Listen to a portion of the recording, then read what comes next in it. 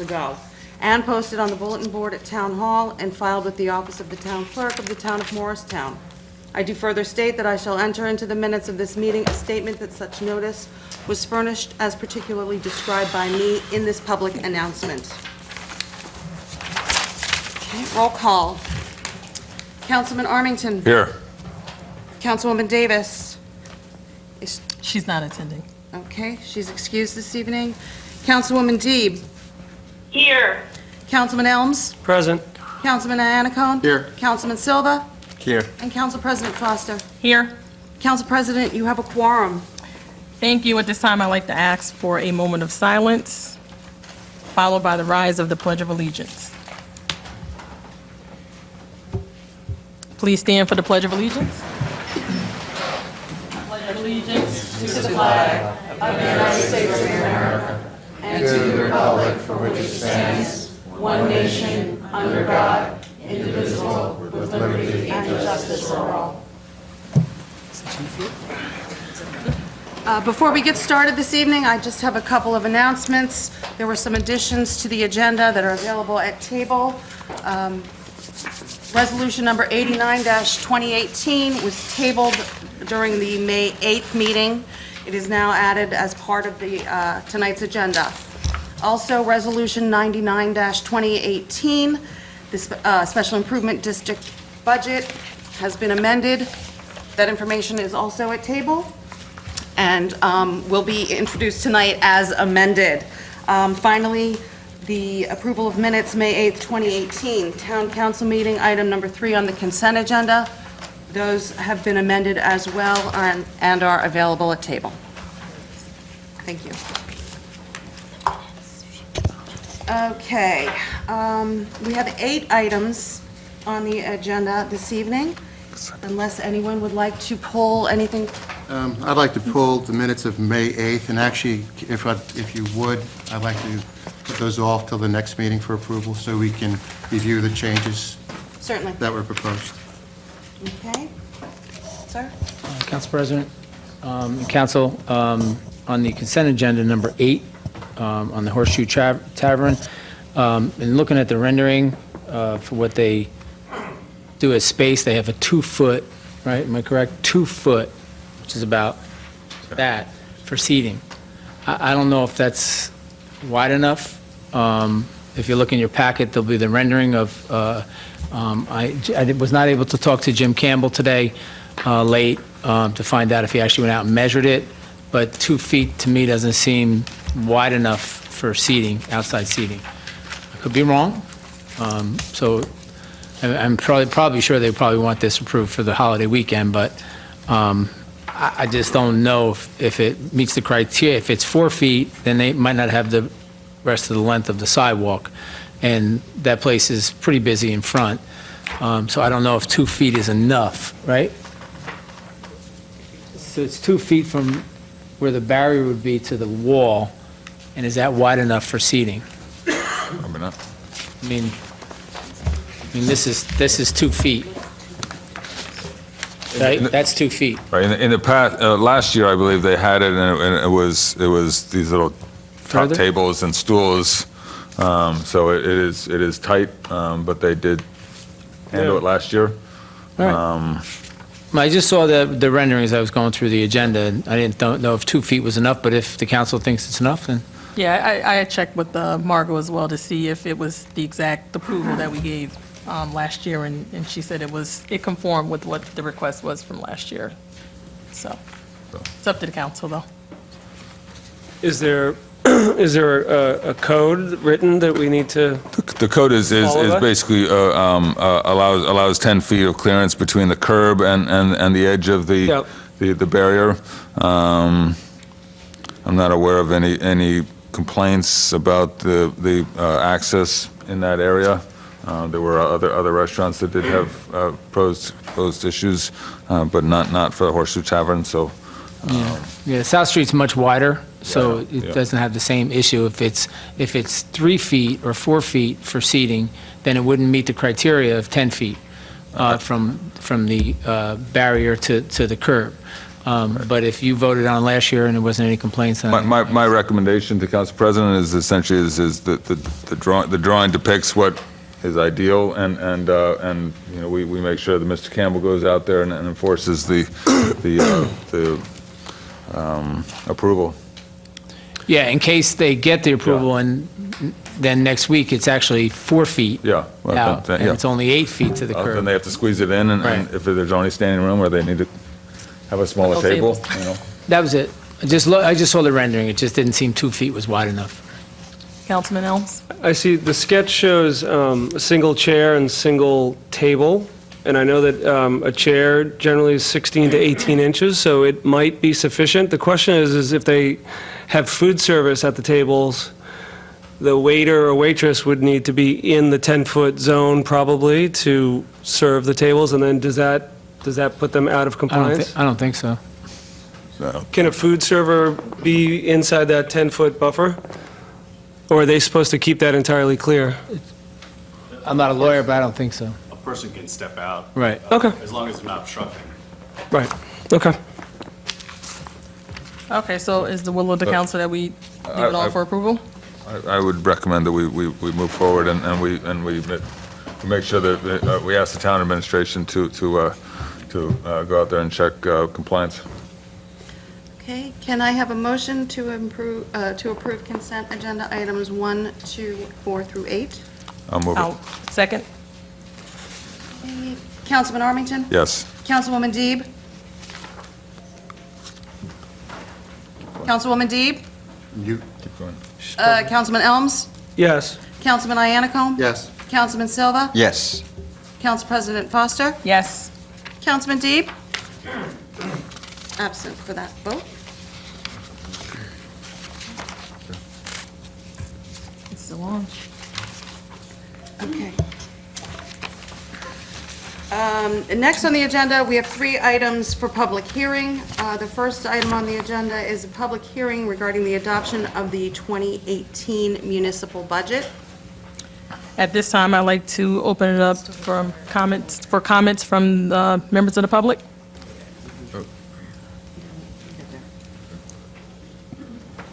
Seeing none, moving on to comments or questions from council members. Was that- Comments, questions from council I members. understand there was some minor changes. So there were, No, those are actually the changes to the minutes. To the minutes. Which actually has my concerns, and that's what we're going to clarify with the readoption of the minutes next week. Oh, I didn't see the other one. so this evening, we will be introducing a resolution amending the 2018 budget. The public hearing for that amendment will be held on June 12th, followed by the vote for the municipal budget itself. Would you like a quick explanation? Yeah, Yes, I was all. going to say, because I didn't. Let Jillian give you a quick explanation. I'm going to defer to our CFO. Frank. But I just have one question. Do we have this here, or are we just going to hear from? The amendment is part of the amendment resolution, which is on the agenda. Oh, okay, so it wasn't. What's the resolution number, Margot, for that? 102. It's the last one, 102. It was very minor, so. Thank you. So, good evening. The Division of Local Government Services has reviewed the 2018 budget. As part of that review, an amendment is required. That's Resolution 102. There are 3 components to that amendment. The airport utility is a $220,000 budget. There's a $6,200 reclass from a revenue surplus to airport leasing. The second one is the library tax, which is the largest. The state actually changed the minimum library appropriation, and so that's reflected. That's a $39,000 change, $39,076. And the third one is actually a typo, was the Cablevision revenue. There's a reduction of $1,000. So, And the 39,000 is coming back. yes, it's a reduction. So it's a reduction, so we get that money back. And the state didn't inform us of the change, so that's why we have to make the change. Fantastic. And Cablevision is now 279? Correct. It's down $1,000. Correct. Are there any other questions? What's the average to household, $6? The reduction in library tax was a $6 reduction. So it's $6 per household. Well, Another tax savings. It's minor, but it is, don't spend it all in one place. Okay, thank you, Frank. Thanks, Frank. The second item for public hearing is Municipal Alliance grant application for project graduation and parent education. Any members of the public wishing to be heard on Municipal Alliance grant application for project graduation and parent education? Seeing none, I'll close the public portion. Questions, comments from council? And the third is any other member of the public who's wishing to address the council on any other issue. Yes. By At this way time, of, By way of so- clarification, we have a lot of people here this evening with reference to the property on Morris Avenue with reference to the storage facility. Are we going to entertain their comments after the presentation, or should they speak now? well, I wouldn't think that they would want to speak now before hearing the presentation. So they'll have And the so- opportunity after the presentation? If that's the will of the council, then they would speak after the presentation. Just a clarification, so we're going to close the public hearing, and then Yeah. we're going to have a presentation, and then we're going to open up the public hearing again? No, I'd rather just do the public hearing now, and then I'm asking council, can we just hear, because there may be members of the public that are not here for the Morris Street presentation, and so I'd rather, Once the presentation is done, someone can make a motion to reopen public hearing Okay. just on that specific topic. because I don't want to hold Only on people that one. here that are not here for. That's what we were asking. That was the Okay. question. Thank you. All right, so at this time, we'll open up the public hearing. Any members of the public wishing to be heard on an item other than the Morris Street development project? Yes, state your name, address, and please keep your comments to under 5 minutes. Okay. My name's Amy Phelan. I live So, at I'm sorry. Amy Phelan. I live at 89 Wetmore Avenue. And last week, I went to the Morris Township Council meeting, and they voted to rezone the 95 Mount Kemble property, which is partly in Morris Township and partly in Morristown, for high-density housing. And I have concerns about the density issues, the traffic issues, the fact that it straddles two properties, and I wanted to know what the council's perspective is on this. I'm very concerned about the impact on Morristown and the houses, the residential areas around Mount Kemble. Thank you.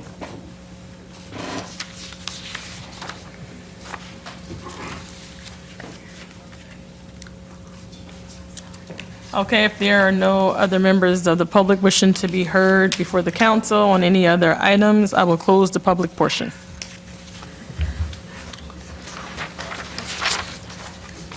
Okay, any comments or responses from council members on public hearing? I actually attended with the mayor, the Morris Township meeting with reference to, they're actually struggling through what we struggled through months ago with reference to the fair share housing with the settlement.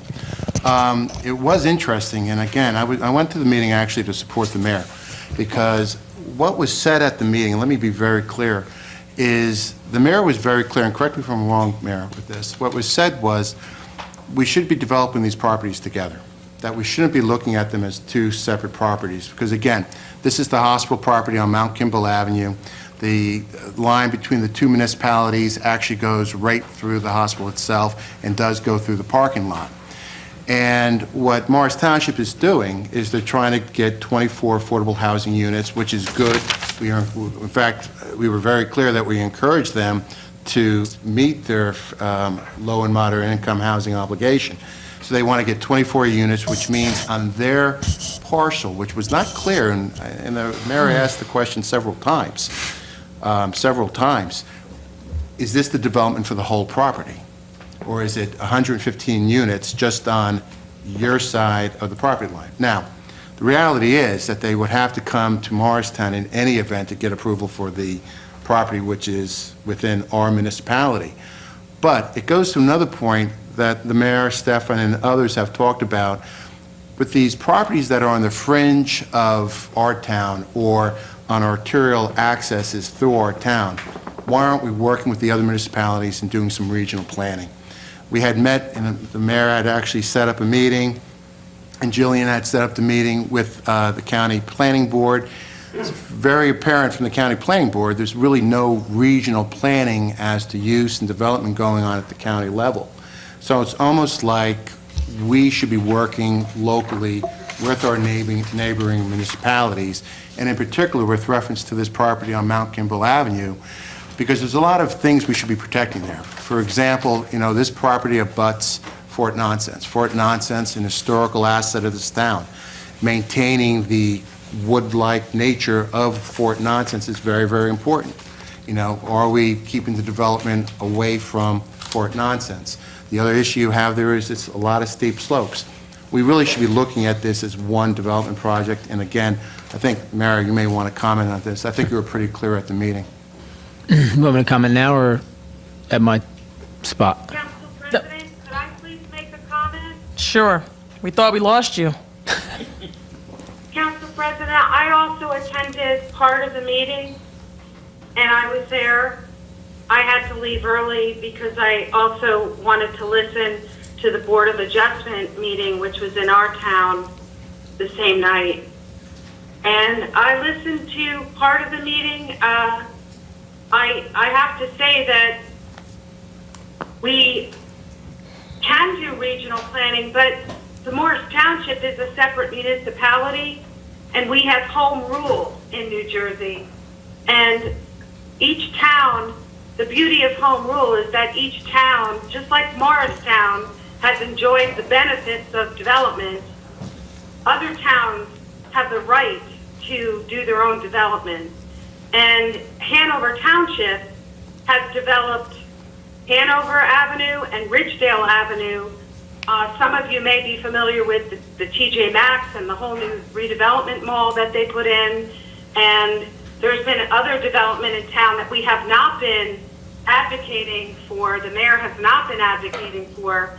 So I would just like to put on record and put on notice, why are we advocating and interjecting and inserting ourselves in this development when in fact we have gone on record supporting affordable housing and supporting the need for affordable housing, but we're not going to other towns and doing the same sort of thing. And alternatively, in contrast, tonight I believe you just put back on the table a resolution for a hotel with no on-site parking. And that's also in the vicinity of Fort Nonsense, and it's also in the vicinity of the mayor's home address on Wetmore. So what I would like to know is, why is this development that's been in the books for years all of a sudden causing so much concern and controversy? So you want me to take over now? Is that all from you, Councilwoman Deeb? For now, that's all for me. Okay. Mayor? No, you can do the hotel later. The hotel is on Market Street, and they have a parking agreement with the parking authority, so that's not even relevant. Another topic. It's another topic. Let me give a little education. Let me give a little education to the councilwoman. To the mayor, you addressed the mayor, so I'm going to give him an opportunity to address you So- in the public. So, I'm sorry, I thought this was council deliberation. It is, but he wants to respond to your comment. So I'm going to give him an opportunity to respond to your comment before we address. I didn't know I gave the mayor something to comment on, but that's fine. Yeah, it's fine because I'm going to let him speak. okay.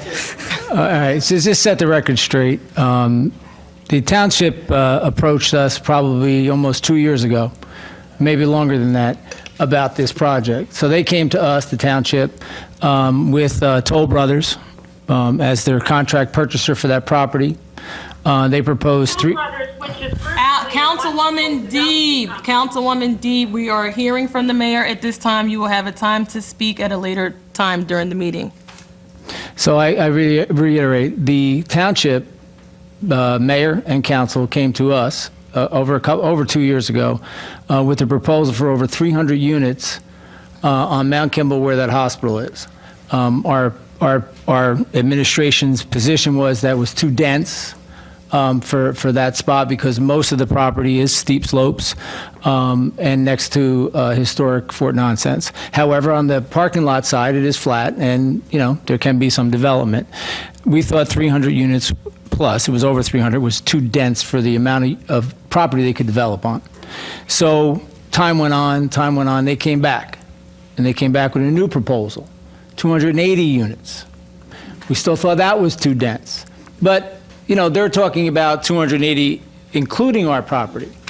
So we thought the whole total property, I think, and the lawyer can correct me if I'm wrong, we were talking about 140 in that range. We thought was reasonable for the amount of acres on that property to be a low-dense development and to be a good development. That would be kind of the number we thought combined both municipalities. They offered to do the planning board, to do a joint planning board. They offered several different scenarios, none which we thought was palatable, and that would be a process that would actually work. So a year went by, we heard nothing. No conversation with the township, nothing. And then Mr. Iannacone called me up or sent me a text or asked me if I was going to a meeting. And I was not noticed on the meeting. The town was not noticed on the meeting. The business administrator was not noticed on the meeting. And I went to the meeting, and lo and behold, they had a whole plan in place for 115 units on their small part of their property, on their side, which is fine. That's their side. However, it borders our town. It's not like we're building something or they're building something that's 3-4 miles away. It's right on our border. Matter of fact, our borderline goes through the middle of the hospital. So what are you going to do? Take down half a hospital? I mean, there's a lot of unknowns. So I went to the meeting. I looked at we got their plan. Their plan kind of looked at almost they were putting parking on our property, and you can't do any of that stuff. So the township, I went in front of the township, and I want everybody to be clear. I attend a lot of meetings, and I know you guys attend a lot of meetings. We do things in Morristown, and we love that the public has input. I don't think there's much public input in the township. There had to be 160 to 200 people at this meeting. I got in front of the mic at 12:30 that night. 12:30. Everybody stayed, right, Mr. Iannacone? People stayed in that meeting. They did. They were still giving testimony, the public testimony, at 1 o'clock in the morning, which I think anything after 10 o'clock, it's not comprehensible. You can't get your arms around it. It's too late. So anyway, I said my piece. I asked 3 important questions. I said, can Toll Brothers, as the contract purchaser, close on this property without Morristown? The planner, the lawyer, and the governing body all answered, I don't know. My response to that was, if you do not know, then how can you move forward with the approval of the plan for this zone? The second question was, at 115 units, is that the total amount of units that Toll Brothers needs to close to do the deal with Atlantic Health? Is 115 the number? We don't know. My third was, if 115 is the number, then I think there's an opportunity for the township and the town to come together and do 115 units on the whole site, which would be a very low, dense, beautiful development with a lot of open space, protecting of the slopes, protecting up top where Fort Nonsense is, and I think you could do a beautiful development with 115, if that's the number. They don't know. So my final comment was, well, if you don't know any of these answers, how can you vote on this project? They never answered me. I sat down, and they took the vote 3-2. Now, what? Go ahead. No, go ahead. They have a deadline. Yeah, well, it was the ending. Okay. So as you all know, as the public, and been active as long as we've been doing this now in Morristown for the last 9 years, is we build affordable housing with everything we do, and we also do rehab. We just cut ribbon for the 40th affordable home built in Morristown with Habitat. So we're proponents of affordable housing. We, at the expertise of John Inglesino, have worked out our fair share settlement, our lawsuits and all that. We've been doing this for a number of years since I've been mayor. They are just in the beginning of getting their plan approved for their fair share housing number. It started at 1,000, it went down to 400 and something, and now it's like 184, something like that. So all these things that they are proving, and it's not just here, it's Punch Bowl, it's the other end of Mount Kimball, there's a number of places that the residents were out because they knew nothing about it. They knew nothing about these projects. That's why the public was out there, and they were enraged, and I think they had a right to be. And I don't dictate how they run their government, but they were not informed. So they came out, about 200 of them, and all said their piece, sometimes 2 or 3 times. So it was a very long night. But I One think that, second, but I think Councilwoman I think the point was made by the council members that were on the no side, was saying that nobody is against affordable housing or them doing development. It's the public didn't have knowledge. And if the public had knowledge, it would have been a much less contentious meeting. But in the end, they voted for this project. Do I know if the project's ever going to go through? I could tell you now, I'm not a lawyer, but I would find it hard to believe that they could close on that property without Morristown.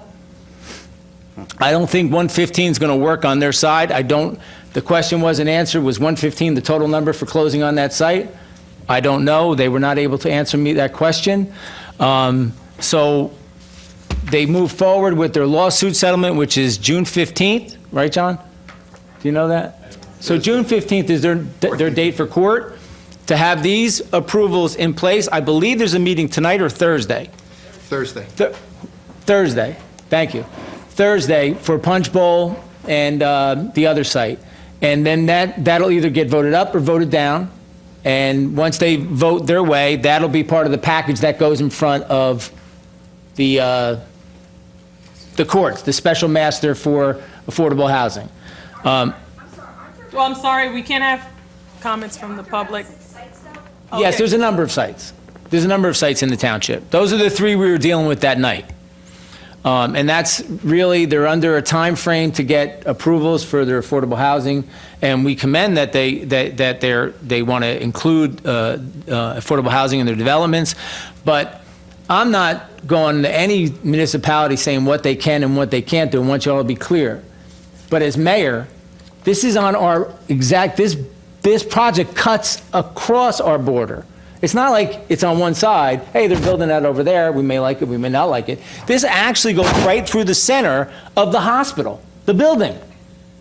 So I would think that you would want, as a mayor, your representative, and Mr. Iannacone, and I thank him for be there to support me. We waited all night. He didn't leave early. We waited all night to say our piece, and hopefully we made some inroads. Yeah, and no one's interfering with home rule. Right. So hopefully we made some sense. We talked a little bit of regional planning, regional traffic. There's been no traffic study. They didn't do any of that stuff, and they're approving this plan without any of it. Traffic studies.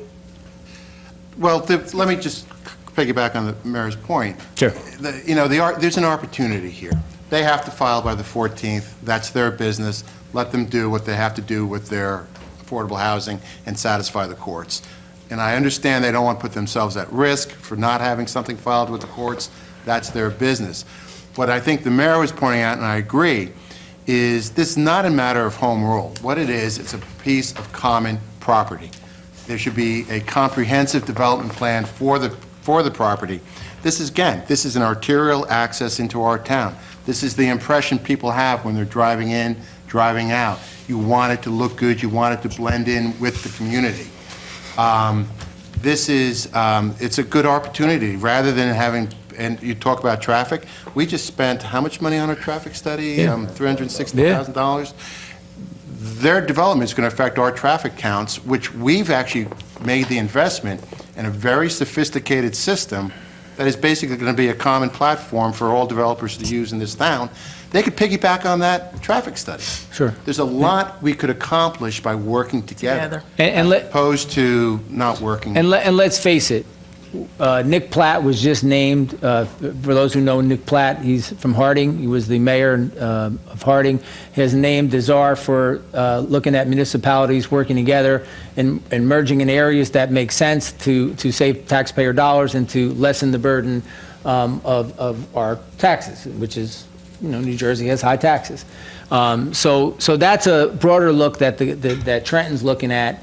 And Nick Platt has been named as one of the people who is going to facilitate those type of ideas. And Councilman Ioncone and I both agree that this is a perfect example where we took the position with 330 units was too many, and it is. It's too dense for that small site because of the slopes and the back of the of the property. But there can be a good, sensible, smart development there where they could get their affordables they need, that they want to get to get their number down to where they settle their lawsuit.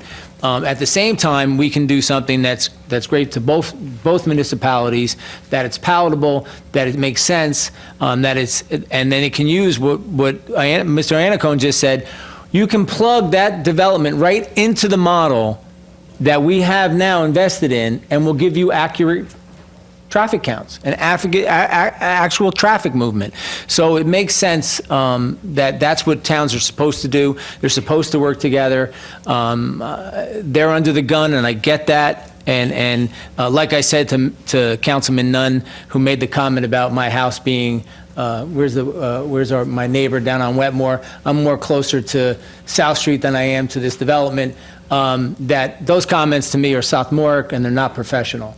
You have to be professional in everything you do, and there's an opportunity here that the council and the governing body can work with both municipalities and come up with something that's palatable and workable for all. And I think in the end, that's most likely what's going to happen. And if not, and if Toll Brothers thinks that 115 is the number on their side, and they're going to come negotiate with us and look for another 115, like I said that night, I think they're going to have a hard time closing on that property. So that's all I have to say on this subject. Thank you, Council President. Councilwoman Deeb, do you have anything else that you were trying to say something? Yes, thank you. First of all, I think that it's, I'm going to say, I'm not as good a speaker as the mayor, nor Councilman Ioncone. I'm not trained as a lawyer, and I don't have the resources that the mayor has at his disposal. But I think it's dishonest on one hand to say you're for affordable housing and then to insert yourself into another town's meeting to say that you didn't hear about a development when you've been mayor for 8 years or 9 years and you didn't know that anything was coming down the pike and that you weren't informed. I think that this development, I first heard about it 4 years ago. So I knew that this was coming, that was possible. And given all the development that we've done in town, have we reached out to the towns that are bordering us to ask them, for their input? Look at all the development on Early Street and that whole massive development. To bring up the traffic study, in November, the mayor said that the traffic study was complete and that we would have data. 2 weeks ago, I got a binder that just showed me raw numbers. There was no scope, there was no written scope, there was no written methodology, and there were no implemented conclusions, areas of recommendation. It was nowhere near as thorough as the traffic study that was done 10 years ago on McCulloch Avenue. That traffic study was very thorough. The neighborhood was involved in the planning, and they had recommendations that they clearly outlined. All I've heard about is this raw data and the numbers, and that we can use this data to plug in whenever new development pops up around the area.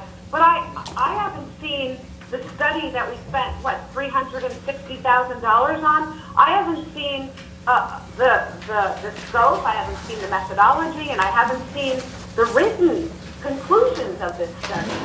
So before anyone talks about development and how it's impacting traffic and density, I'd like to see the study and what the conclusions were.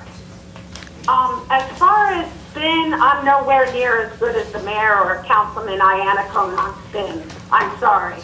And if you detect a little bit of harshness in my tone, it's because I am frustrated and I am upset because I've asked for this information for months now. As far as this development project, Toll Brothers is a very reputable developer. They do class projects, and I feel it very strange that we insert ourselves into this process, and it is a process.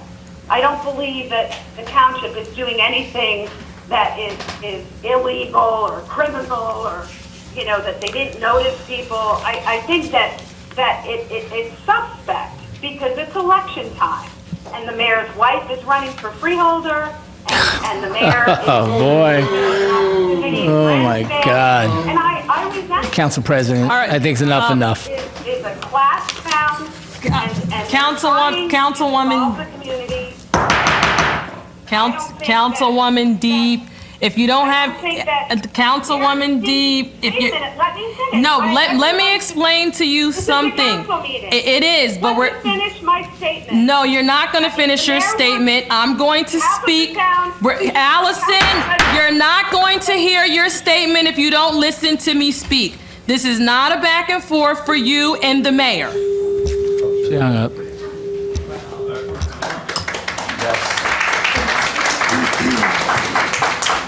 Can I make one more comment? No, I have to, but let me say. One second. No, no, Wait, I wanna just no, clarify. one second. I really have to use the restroom. I'm trying to get through the proclamations and presentations. Can we at least do... Take a 2-minute break. Can we do a 2-minute break? Yes, absolutely. I'm sorry. Go ahead. President, you could... You can do anything you want. You're the council president.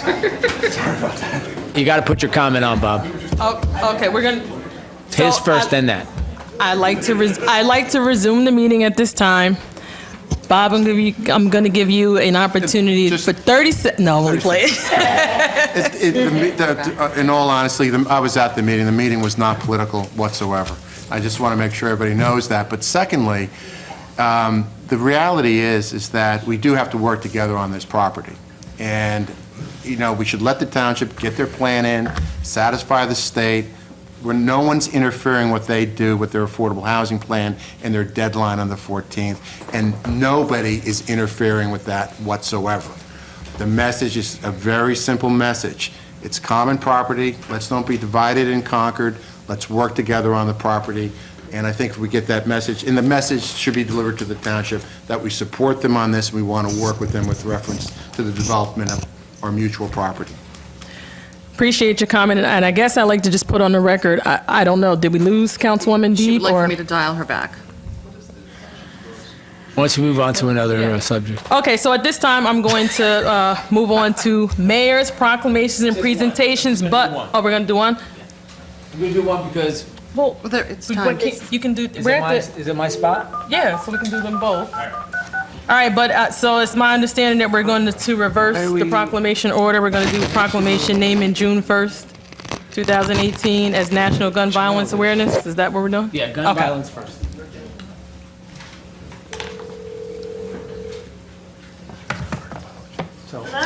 We're back.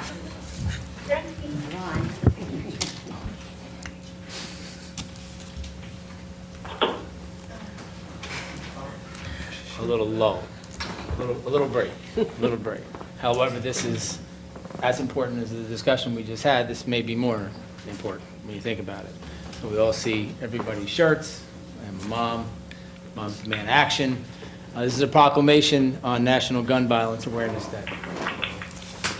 Whereas gun violence in the United States is a critical issue that must be addressed responsibly and immediately. And according to the National Institute of Justice, most homicides in the United States are committed with firearms, especially handguns. And every day, 96 Americans are killed by gun violence. On an average, there are nearly 13,000 gun homicides every year. Americans are 25 more times likely to be killed with guns than people in other developed countries. According to the Children's Defense Fund, the United States has as many guns as people, and having a gun in a home increases the risk of homicide, suicide, and accidental death. Goals for curbing gun violence include concentrating on annual heightened attention to gun violence during the summer months when gun violence typically increases, and to bring citizens and community leaders together to discuss ways to make our communities healthier and safer. Tackling gun violence brings leaders from all walks of life together to dialogue about how we, as a community, can stem the violence. And anyone can join this campaign by pledging to wear orange on June 1st, the first Friday in June in 2018, to help raise awareness and honor the lives of the victims and survivors of gun violence. Now therefore, I, Timothy Doherty, Mayor of the Town of Morristown, do hereby proclaim the month of June 1st as 2018 as National Gun Violence Awareness Day in the Town of Morristown. I encourage all Morristown residents to participate in promoting greater awareness about gun violence and gun safety. Thank you for all that you guys do. Appreciate it.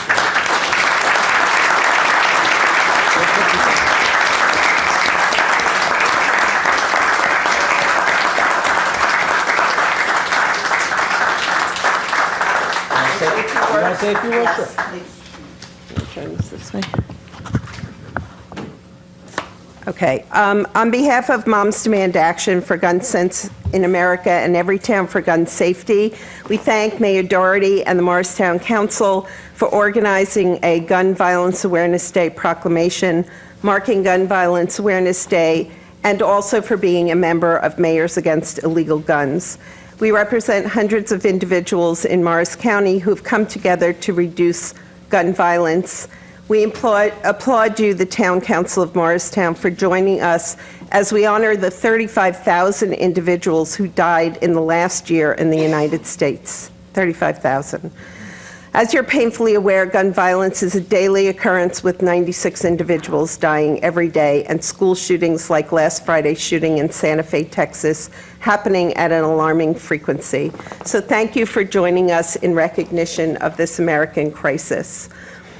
We invite the Town Council and the public to join us as Morristown marks Gun Violence Awareness Day weekend on Friday, June 1st through Sunday, June 3rd, when we will be turning South Street orange. We have a short gathering and rally on Friday, June 1st at 10 a.m. at the Town Hall steps to bring together individuals like you who want to honor those who have died.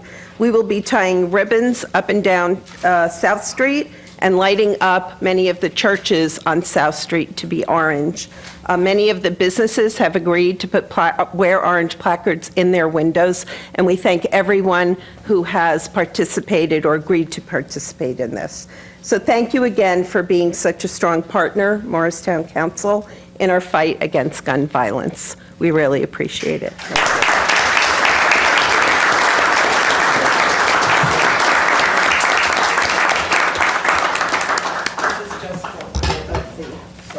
Council members.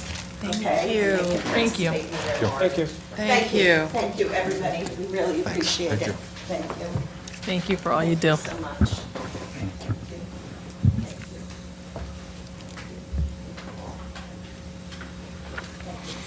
My pleasure.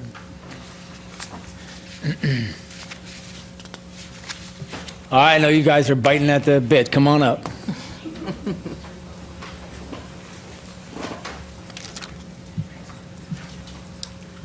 Oh, I like your hair. Check this hair out. I don't mean to point you out or put you on the spot. This is Unity Charter School? Yes, sir. Okay, and this is a very interesting proclamation. I've done a lot of proclamations over the last 8 years. This is one that when I got noticed by my assistant, when she said, you're going to do a proclamation on Stop Sucking Day. And I'm like, okay. But you're telling me that I'm not going to say the word your kids, right? But this is a very interesting, and I totally 100% support this and what you're taking the position on. I think most people don't know that. I know a lot of plastic does float in the ocean. I've seen videos of it. So this is something that's, in my opinion, something very important.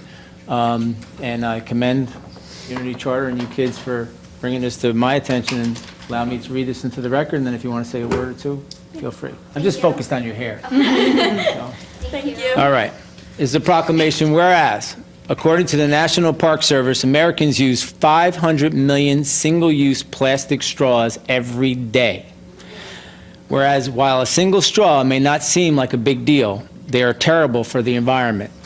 Plastic straws cannot be recycled and mostly end up in landfills and oceans. Plastic straws break down into smaller pieces, making them easy to ingest and ultimately fatal to marine life, especially turtles, whales, birds, and fish. There are several options to replacing plastic straws, including straws made of bamboo, paper, stainless steel, or simply not using one at all. And on May 25th, 2018, Morristown Unity Charter School has gained the support of several Morristown restaurants who are joining the national effort to stop sucking and offering patrons the choice to not use a straw or instead use a compositable straw. And now, therefore, I, Timothy Doherty, Mayor of the Town of Morristown, do hereby proclaim the month of May 25th, 2018 as Stop Sucking Day in the Town of Morristown, along with local initiative started by Unity Charter School students. I encourage Morristown businesses, patrons, schools, and residents to participate, going without plastic straws and promoting the overall health of our environment and the safety of our marine life. They should be commended. Wow. Thank you so much. Turn around and get a picture.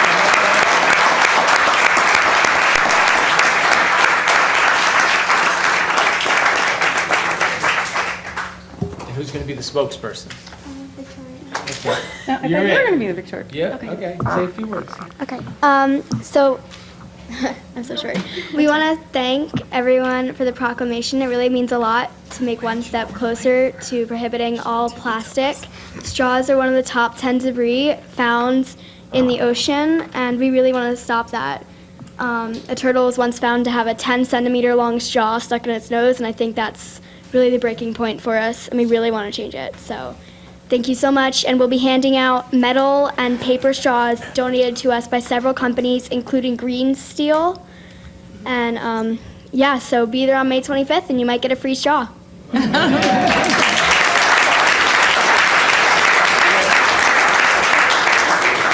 done?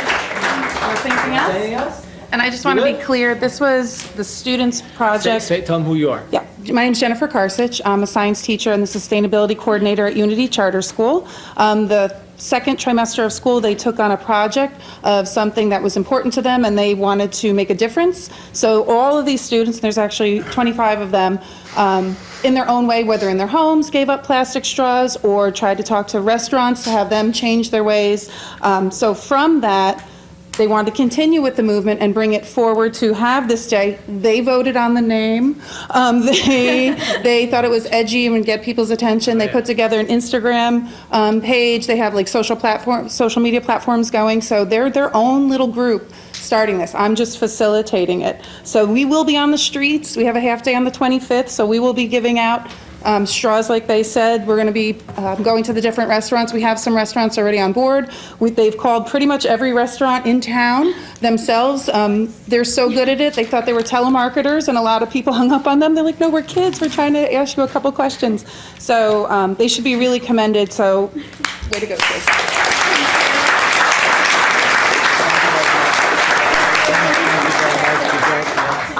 You guys, keep up the good work. And thank you very much. Thanks for all the good work you guys do in school. Thanks. Thank you.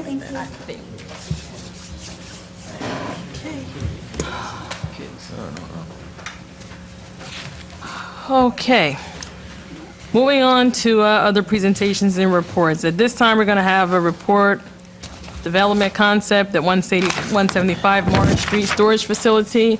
And so I guess You want me need to finish my report? Oh, I'm sorry. I mean, if not, I can do it later. Oh, the public said later. We're I going can to do it later. Later. Thank you. So at this time, I know there was a request for some setup time. So do we need to, we're going to hear from our redevelopment attorney first before we? They're going to set up, I guess, but this is, another informal presentation that's being made to the council. This concept or project has been, evolving for the last few years. There was a presentation made several months ago to the governing body. There was some feedback and so forth as a result of that presentation. So there's another informal presentation being made tonight. The administration is not asking or requesting any vote. There's nothing to vote on. The project is not being voted on. This is simply a concept plan that is being presented to you informally for further dialogue. And at some point in the future, you know, if the process continues to progress, then at some point it would go through the ordinary redevelopment plan process, which was an ordinance, which would be an introduction of redevelopment plan ordinance, a referral to the planning board for consistency review with the master plan, and then a public hearing on the redevelopment plan and a vote to adopt. But again, we're not at that stage yet. This is still just informal presentation so that the council and the public, this is being done at a public meeting, is informed as to where the property owner slash developer is and what they're presenting at this time. So, respectfully, we need about 3 minutes just to set up the video. I was trying to talk for 3 minutes. All right, we'll take a 3 to 5 minute break. I'd like to call the meeting back to order, please.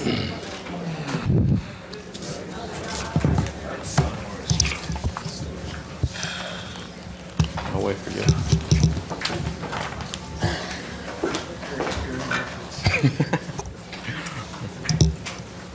Okay, at this time, Okay. I'll turn it over to developers. Or you're going to speak first, I guess? Yeah, I'll just kind of Introduce. introduce and give you a roadmap. First, I really wanted to thank the council. I know this is on your council agenda and not on the redevelopment agenda. We really appreciate the council accommodating us tonight. We're going to try and keep this as tight as possible. I know there's a lot of people here who probably have questions, but so our presentation, by the way, this is the 7th time we've presented this informally. Which, you know, you were talking about transparency before, so this is the 7th time we've been here. Not here, but the 7th time the public has had a chance to look at this. And through that 2-year process, we have tweaked, adjusted our concept based on feedback that the council has given, administration, and the public. Our presentation tonight is going to be limited to 3 topics. Number 1, design.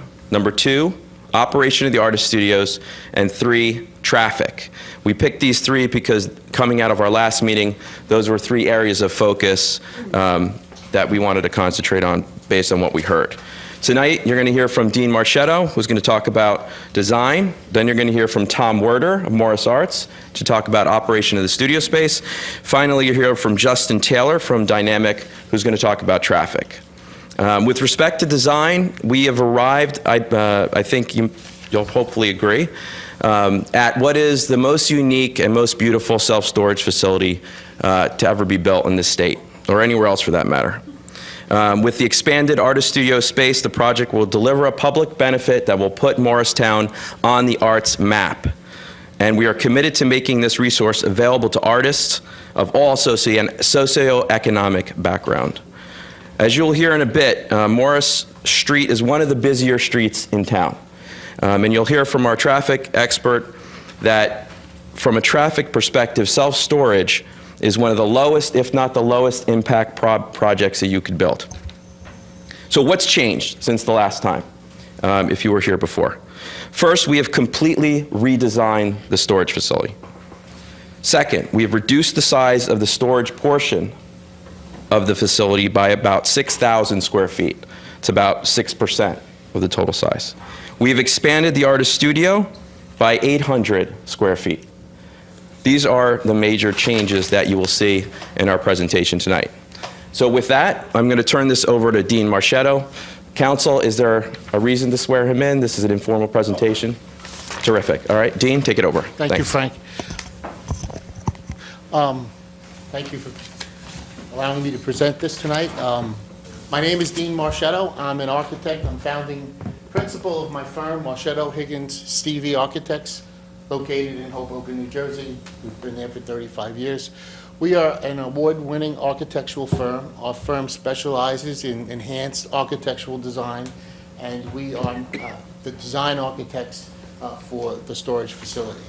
What I'm going to do tonight is I'm going to show you three parts of the presentation. First, I'm going to just show you a few of the buildings that we've done in Morristown, just so you can get familiar with the projects that we've done. We're very proud to have had the opportunity to develop designs for your buildings in Morristown. And then I'm going to show you some images that helped us formulate a concept for what this facility should look like. And then finally, I'm going to show you the final design. And what we're going to do is show two realistic renderings, very enhanced and detailed renderings of what the building will look like. So there'll be no design elements left not discussed. Okay, so with that, let me start. I'm going to, if you don't mind, sit down and use this machine.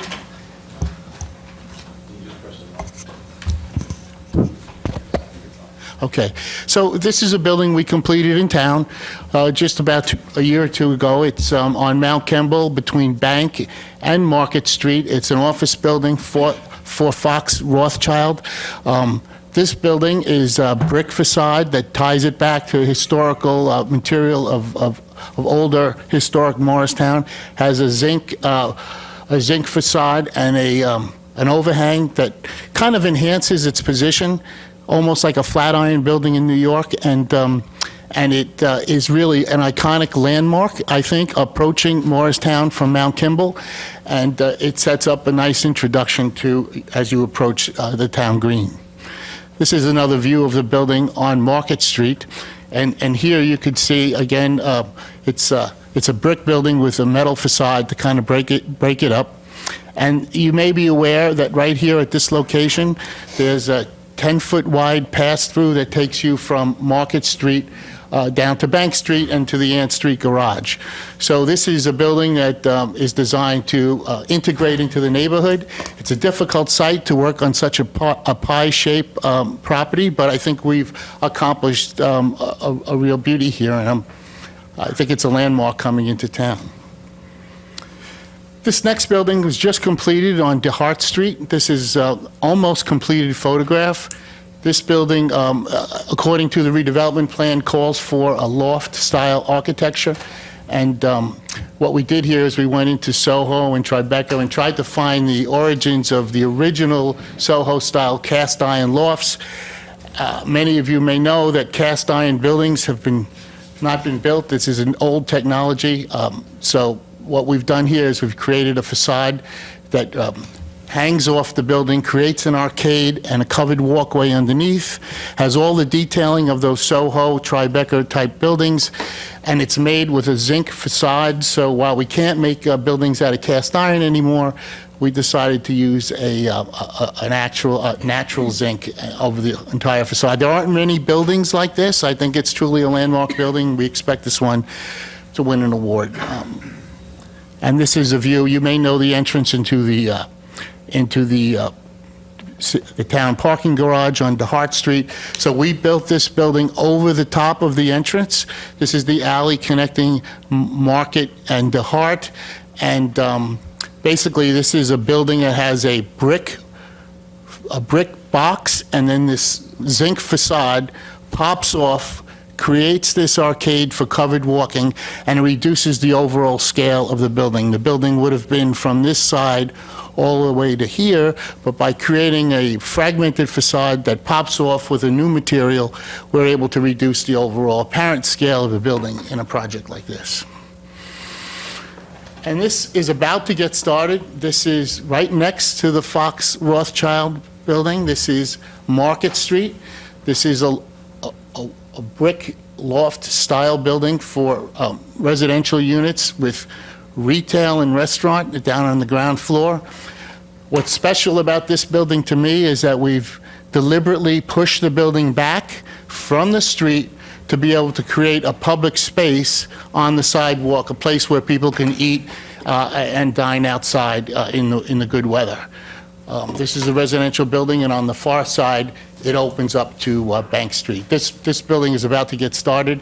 It was approved recently, and we hope that a year from now, this will be up or nearly completed. This one has,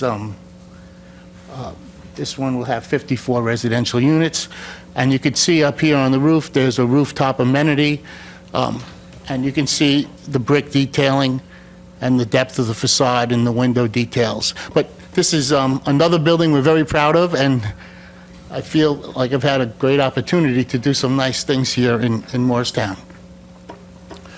So the next thing I'd like to show you is what we think what the idea is for this project on the storage building. Basically, we felt that the concept here should be a brick loft building, an authentic brick loft building that had looked like it was converted to a storage use. And so we looked at some buildings, these kinds of authentic loft buildings, and what's authentic about a building like this is the depth of the facade, the details. You could see up here the cornice, the details up in here, and of course the big windows. Those are some of the characteristics. This is another one, kind of a loft building that's had inserted new windows. And this one is just a plain old one as well. What I liked about this one is that the signage on this building is kind of really historic. It's like a painted sign that they had, and it kind of fades over time. And then, as you know, we have the artist component. So the idea would be to take a brick loft building, it was converted to storage, and then to attach to it a contemporary arts piece in the front on Morris Street. And this is an idea for what that modern contemporary addition to an old loft building could look like. We also thought that the inside was important as well. As you will see in the renderings, the building has real windows, they're not blocked out windows, and when you look through the windows, instead of seeing brightly colored orange or yellow storage units that you might see on some of those storage buildings on the highway, you will see here wood facade, well lit, so it really feels like not only on the outside, but on the inside it has an authentic interior, and that these could have been wooden storage units in the original loft building. These kinds of doors, kind of original rolling doors made out of metal, and maybe a lobby that could have this kind of retro loft style with industrial light fixtures. So this was our first sketch of the building. This is that brick facade that sets back, and then this is the artist loft, the artist studios that pop out onto Morris Ave, and the entrance to the storage facility was here. There's a big steel canopy over the top with these detailed, kind of like chain supports, and then letters that would be painted on. So this was our original sketch. We felt that what made this feel authentic was the thickness and the depth of the facade. What we propose to use here is regular common brick, so it really has the right mortar and the right size proportion of the materials. So now, this here is our rendering of what it would look like sort of in a dusk shot, looking at the building with the artist lofts on the right, the entrance to the storage here, and you could see these windows in the evening would be lit, and you'll be able to see through those windows looking at more of a historic loft interior of walls, which would be made out of wood. As you know from the previous presentations, the entrance to the parking area is here, and the loading dock is on the left. And what we're proposing is to have kind of a modern industrial-style lamppost, and there'll be trees along the street in the front, as you know. And I think what we're proposing to do is this kind of historic style signage painted on the building. And one last shot I would like to present is the view during the daytime from the other side, looking at the other angle. And again, you could see the artist lofts, more of a contemporary addition, kind of glass and steel, popped off the front of what would be a traditional brick loft-style industrial building. And you can see also up here the signage and the brick detailing, the depth of the facade, different layers of brick, common brick. And we think that, given that there's a towing use on the right side of this property, that this building would be a great transitional style building. I think it's a handsome building. I think it really will add to the character of the neighborhood. And I think it creates a nice buffer or transition between the residential buildings on the left side of this building and the towing. It almost acts like a buffer in that sense. And so this is the conclusion of my presentation. Just wanted to show you the overall styling and the concept that we came up with for the design.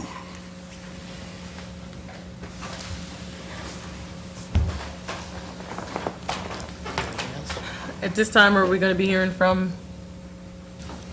the operations of the, Yeah, and I'm assuming we'll address all questions at the end. We can recall these witnesses as... yeah, I think we should get through the Great. presentation. Okay, this is Tom Werder from Morris Arts.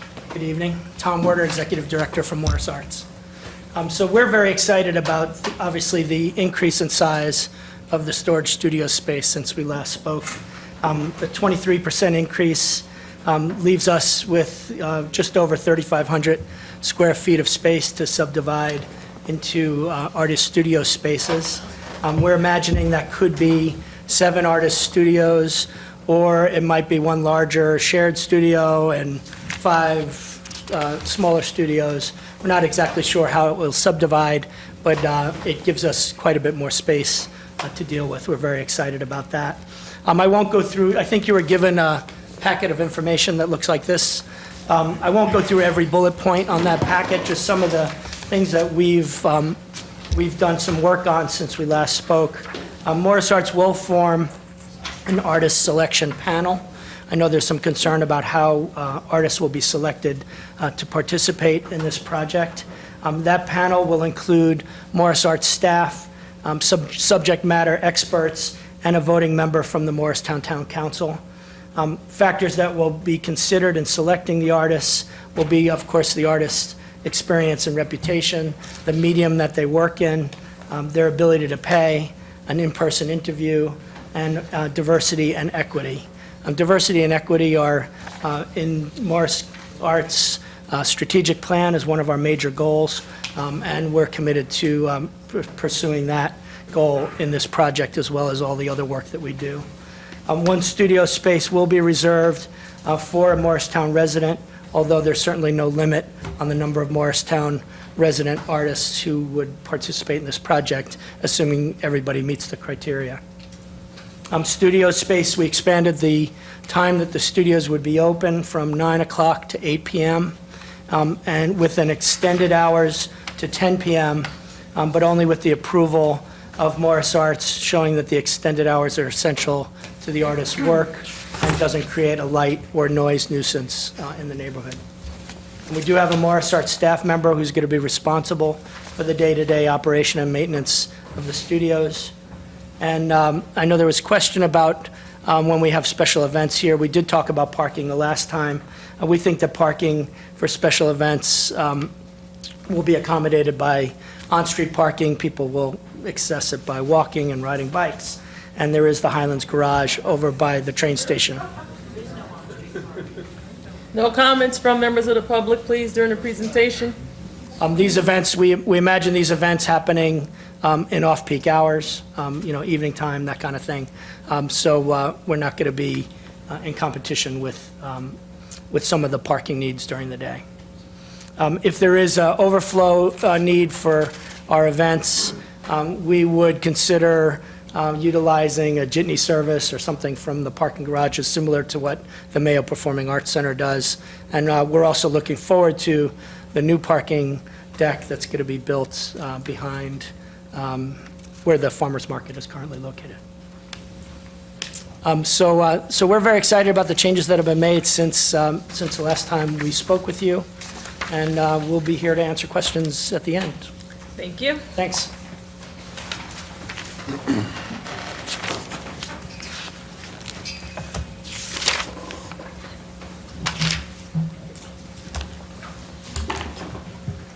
This is Justin Taylor. He's going to be talking about traffic.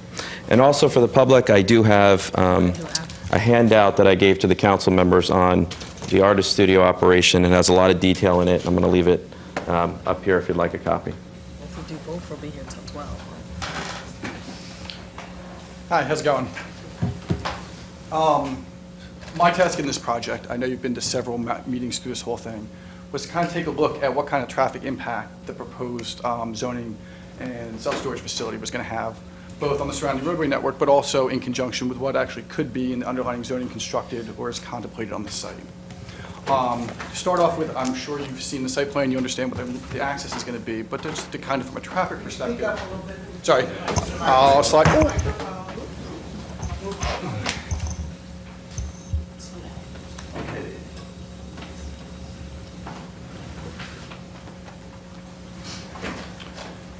Okay, so from an access perspective, what we're looking to do is to consolidate the access points that are currently on the site from 4 curb cuts down to 1 single full movement driveway along Morris Street. What this does is allow us to concentrate the traffic turning movements at one location and really allow for the arcade that you see both in the rendering and behind you on the screen to allow that pedestrian connectivity and improve pedestrian flow along that section, reducing both vehicular and pedestrian conflicts. The next thing we really took a look at was, as I said, what kind of traffic is a project like this going to generate? In the beginning of the presentation, you heard from in our opening statement how self-storage facility or these artist spaces are relatively minimal traffic generators, and they are. They're really low traffic generators from an overall perspective comparative to other things that could be developed, such as retail or residential units. What we would project for a site such as this is approximately 18 to 30 cars during any one of those peak hours, or a car every 2 to 3 minutes during that busiest time. If you were to look at a retail establishment that could be developed on this site, you're looking at 5 to 8 times that, or about 150 cars during that same time period. So what we felt was the traffic impact was being minimalized by this type of use. We also had the opportunity to take a quick look at how this driveway would physically operate from a traffic capacity standpoint. We actually went out and conducted traffic counts along the roadway to figure out what kind of traffic is currently there, and then we surcharge our traffic onto that roadway. And what we find is the driveway is going to operate at levels of service D or better during any of the peak hours, with an average delay of between 20 and 30 seconds during that peak hour. So based upon all of that, we really felt that the proposed development from a traffic and circulation standpoint is adequately being designed and won't have any detrimental impact to the surrounding roadway network.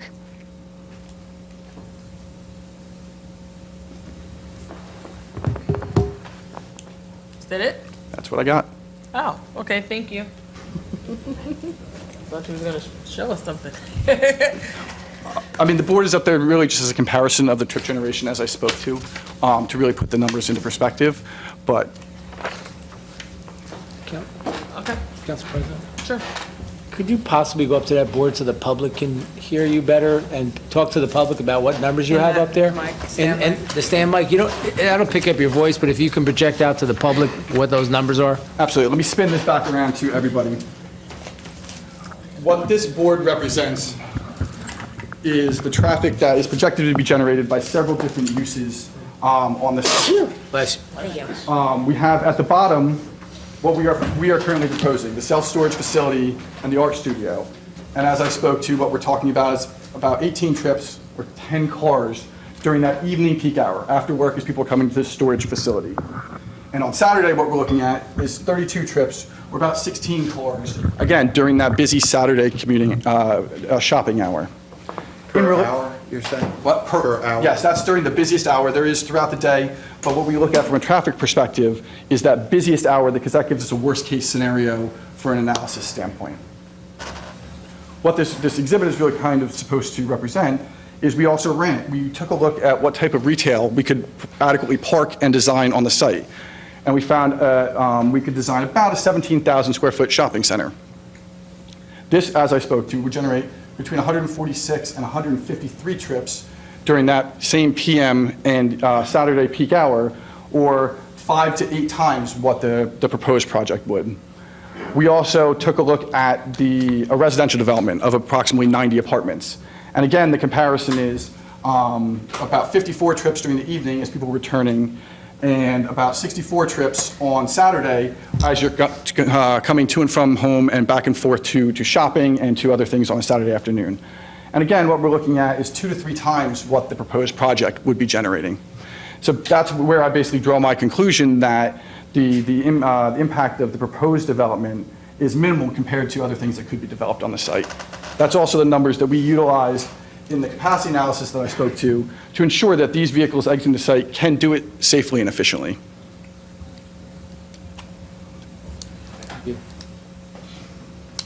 Thank you. Councilwoman, that concludes our presentation. Of course, you're going to have comments, and we're prepared to answer questions, and we'll call our people up. Okay, so in the beginning of the, I have a few questions. let me finish. At the beginning of the meeting, council, we held off the public discussion or input and council comments till we heard the presentation. So what is the will of the council? Do we want to just hear public comment, or are you ready to comment? I just have a few questions to the experts, Okay. just for clarification. Your representation that could be developed on the site, let's be clear, anything that's developed on the site would require this council's approval. So assuming 90 units or assuming a shopping center would still require council's approval. Right. Nevertheless, I guess the question is, yeah. are the What? That's not correct. Well, That's not correct. The site currently has zoning. And so, as I understand it, the site is zoned retail. It's zoned, actually 2 zones on the property, I believe. It's in the B zone. Part of the property's not in the R zone. I will double check, I don't think so.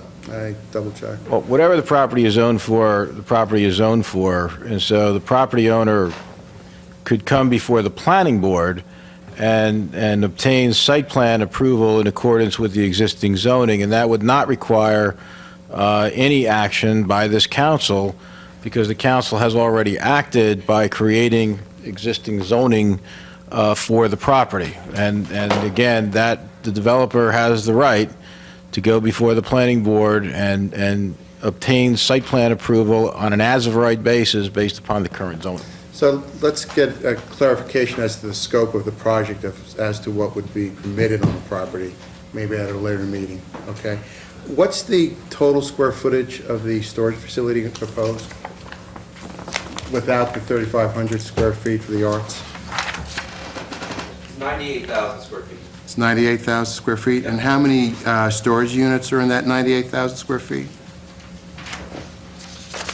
Little over 700, but with the reduction in square footage from the last meeting, we're projecting we lose about 40 units, How many units, Frank? plus or minus 40. 40, so you're saying it's about 660 units? No, that builds in the last 40. About 700. About 700. About 700 storage units then on the, with the 7,800, 98,000 square feet. Got it. Okay. And the hours of operation for the storage facility itself, that wasn't, I think you made a representation for that before, if you were to operate a storage facility. It's actually the artist spaces in there. Oh, you're right. Only the art. So the gate at the storage facility would operate from 7 days a week. And so 9 to 6 is when the office would be open at the storage facility. It's closed on Sunday. The office or the storage facility? No, the office is closed on Sunday. The facility is available 7 days a week. And the hours the facility is available? Hey, Don? Don, on hours, you have the 10, so it's 6 to 10 p.m. 6 a.m. to 10 p.m., Yeah. 7 days a week. Yeah, he had, so it's 6 to 10 p.m.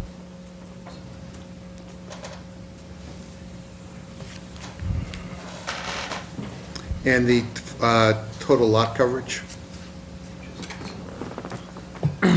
I mean, we went over that last meeting, Bob, I can You know get you what the that. lot- Yeah, I don't have our planner here today, but I know we've gone over that a couple Approximately, times. what would you estimate the lot coverage? I don't recall. Yeah. It's almost 100%, isn't it? Yeah, it's close, it's So close. it's Yeah, 100%, it's close. almost 100% Yeah, level. as with most of these, close to 100%, yeah. Okay. Most buildings, I would say, in town that we're building.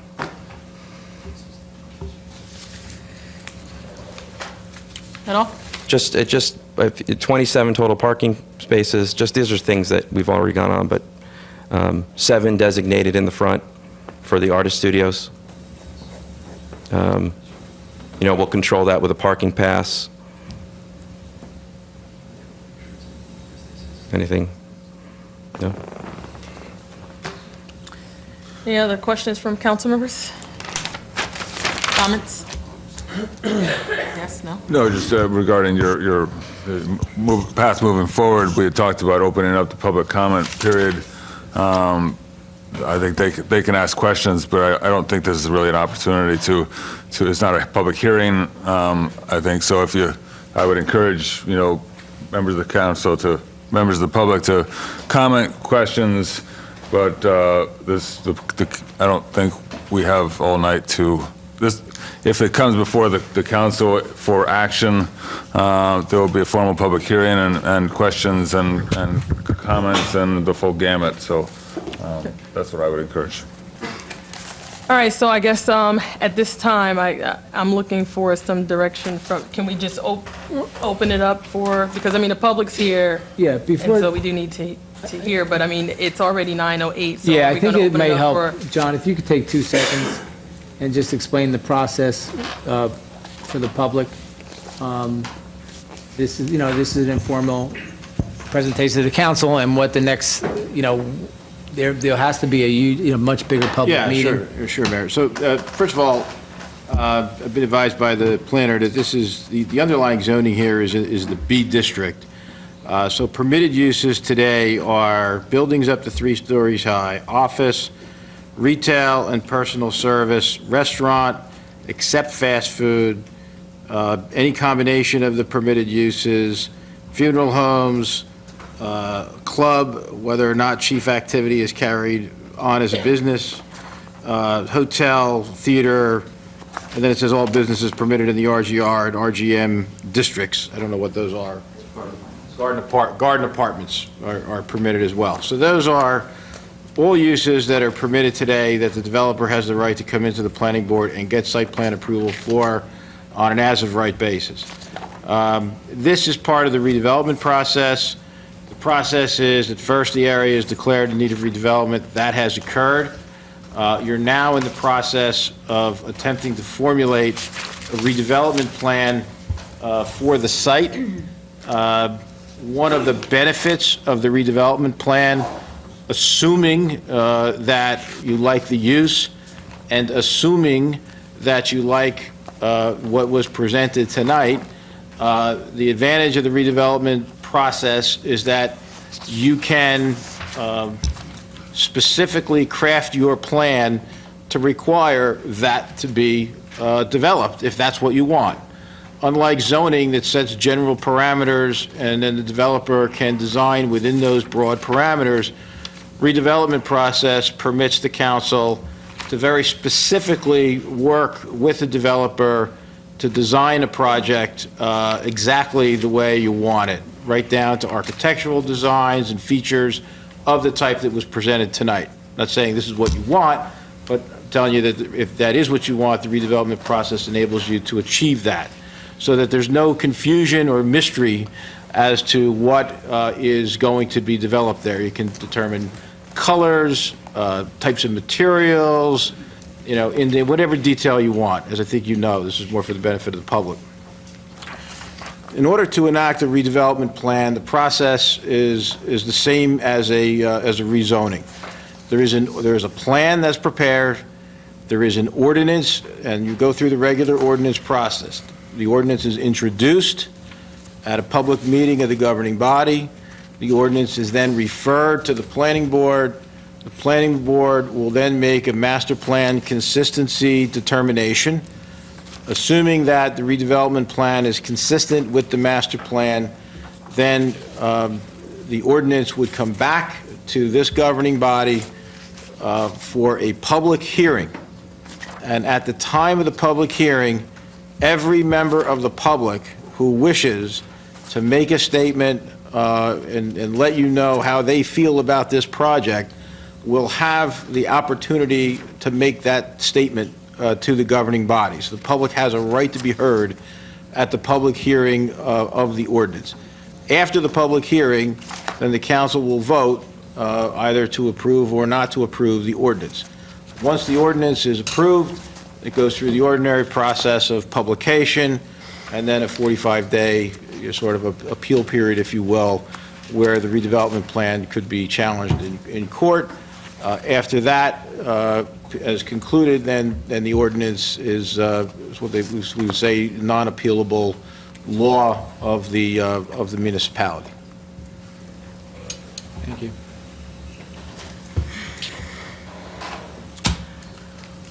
Okay, so thank you, John, for giving us a rebriefing of, how this is going to work.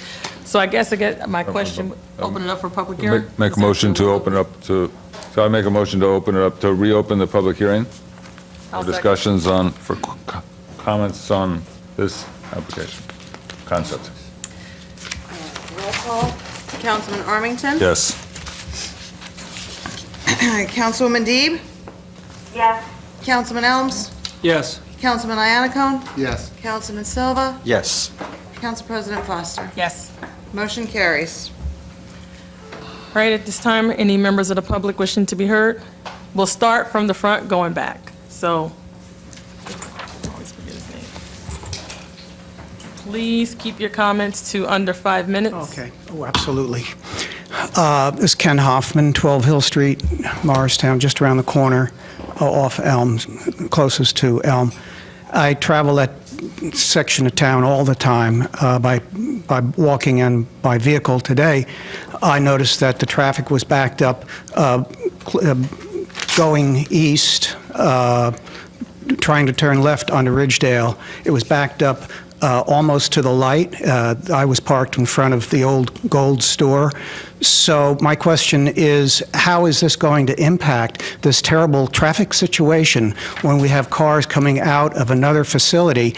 There's a few cars comes out of the new Golds. When a car pulls out into that traffic, it jams everything up. Both lanes have to stop and accommodate that car going right or going toward town. It's just a terrible traffic jam. We actually need another lane there. So has the traffic expert considered how to improve the traffic in this area?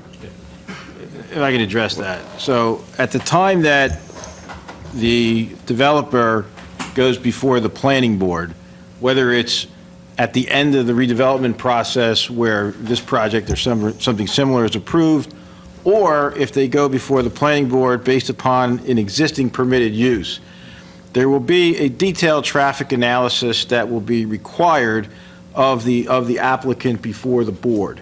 And if traffic improvements are necessitated as a result of the project, then the developer will be required to make those traffic improvements.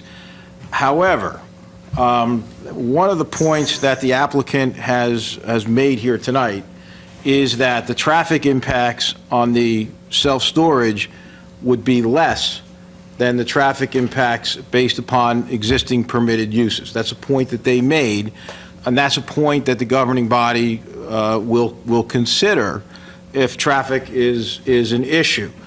Because again, you have office, multifamily residential in the garden apartments, et cetera, that are permitted there. And therefore, the planning board would not be able, as a matter of law, to reject an application on the basis of more traffic. There's a Appellate Division case that's been in existence for quite some time. It's a Dunkin' Donuts case, and it holds that mere traffic volume for a permitted use is not a basis to deny an application. What the boards focus on in those instances are safety of ingress and egress to the site, which is addressed typically through various traffic improvements.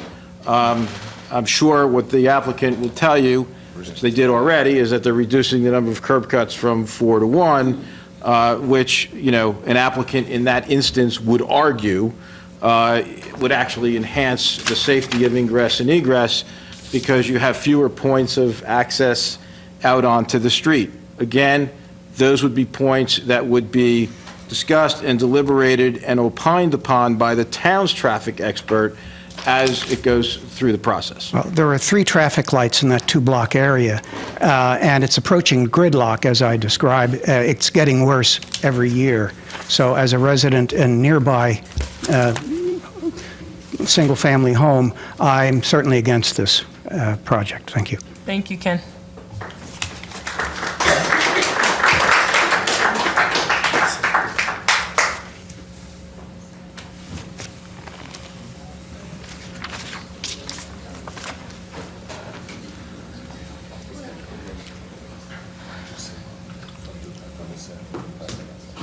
Hi there, my name's Lisa Jacoby. I live at 34 Taft Lane, which is the Morris Place condominiums that line Morris Ave. I have, I guess, a couple of comments. The first would be to the architect that presented. I do think that you made a nice improvement to the facade of the building, so thank you for that. I am here as a resident on behalf of myself to comment, but I'm also here as a member of the Board of Trustees for the Morris Place Homeowners Association, and I have spoken with my fellow board members as well as several residents within our community about their feeling on this project. I will say they are somewhat mixed between apathy and very strong opposition. It's a little bit disappointing that Councilwoman Davis is not here today. I believe she is the councilman or councilperson for our ward, for the ward of this project. So it's, she is on the phone? No, that's Councilman Dean. Yeah, no. So this is a fairly, while it be an informal presentation, it would be nice for someone who really should have the most vested interest in terms of the council person to be here, to hear that informal presentation. Just for the record, Councilwoman Davis is out of town. She's out of the state today, so she wasn't able to make the... Okay, do they But have we'll make sure phones that- in that state? I'm sure they do. I mean, I don't know the nature of, why she's not here, but, things come up, circumstances Indeed, happen. But indeed. I will make sure that she watches the, because this is televised, and so I'll make sure that she watches the council meeting live. That'd be so she great. can see what Thank you. happened. Thank You're you very welcome. much. So just kind of getting back to actual comments, it was great to see that there's been some research done on the impact of traffic. Thank you for the understanding of how if it's within one of the permitted uses that this would not be a reason. I guess comments from me, I personally do a lot of walking in the area. I've actually called the Morristown Police Department with respect to crossing Morris Ave in that particular area, right where Messler's and this development area are. There's a crosswalk there. The ability to cross that road is nil unless you walk 6 miles an hour or faster. You can get across like a third of it before the light changes to do not walk, and you'll have lovely people beeping at you when they're about to kill you. So that's always pleasant. So I would appreciate if we're going to do a traffic analysis as part of the review of this process at some point in time, that would include foot traffic and the safety of people who are walking on foot. It's lovely to hear that they've minimized from 4 to 1 because the crossing of traffic on that sidewalk is actually rather dangerous because there are lots of entries to and from parts there. Generally speaking, our people who live in our community and the board of trustees for our community is not in favor of the storage facility, not really seeing a need of it, quite honestly. We think that other uses would be better to bring foot traffic and more in keeping of what is part of what appeals to people with respect to being in Morristown and why people want to live here and why people want to visit here. I think if we need storage for the development's buildings, we should hire this gentleman over here to help us develop buildings and include storage facilities like they do in some of the older buildings on Elm Street and some of the newer buildings that are built elsewhere, like in New York City, where real estate is very tight. I think really we would prefer that it's kept in keeping with the uses that have already been zoned. I think I already said that. Sorry, just referring to my notes because I've taken a lot today. The other item I think that's a concern for us as a community and what we observe, one would be, sorry for the gentleman from the Arts Council, because I think that your area is the best part of this whole proposal. And if we could just saw that off and put that there, that would be fantastic. But there is no street parking in the area, and I think we all know that. You kind of heard everyone rumbling when he said that, and sorry to jump down your throat, but there really isn't street parking. Where we live on Taft Lane, if you come anytime during the St. Patrick's Day Parade, you'll see that our community is overflowed with people who are suddenly visiting Taft Lane, which they're not. They're parking there to then walk into town. So there's not a place, if there's events in that space, for street parking. So perhaps we need to rethink that the storage facility parking could be used for that during that time, and maybe that would be a way to kind of solve that problem. And then that would definitely be a concern for our neighborhood. And then lastly, I think if you walk along that street, you'll note that there's a considerable amount of street garbage, and there are little patches of grass here and there that are not maintained by the businesses that are on that road. And so I know that you said that the rendering doesn't have the trees in it, but there will be trees. I think a real concern would be who is accountable for maintaining that property. So is it the storage facility, and are they held to account to do that? Pick up garbage, pick up the wrappers that'll fly and the chicken wings that people will throw on the ground as they walk from Cluck You Chicken to their homes. Those are the things that I think as a neighborhood we want to make sure those are addressed. And so it's not a matter of that, it's just who's accountable for it, and that it's noted that someone is accountable for it, whether it's the Arts Council to clean it up or whether it's the owner and operator of that business. Thank you. Thank you.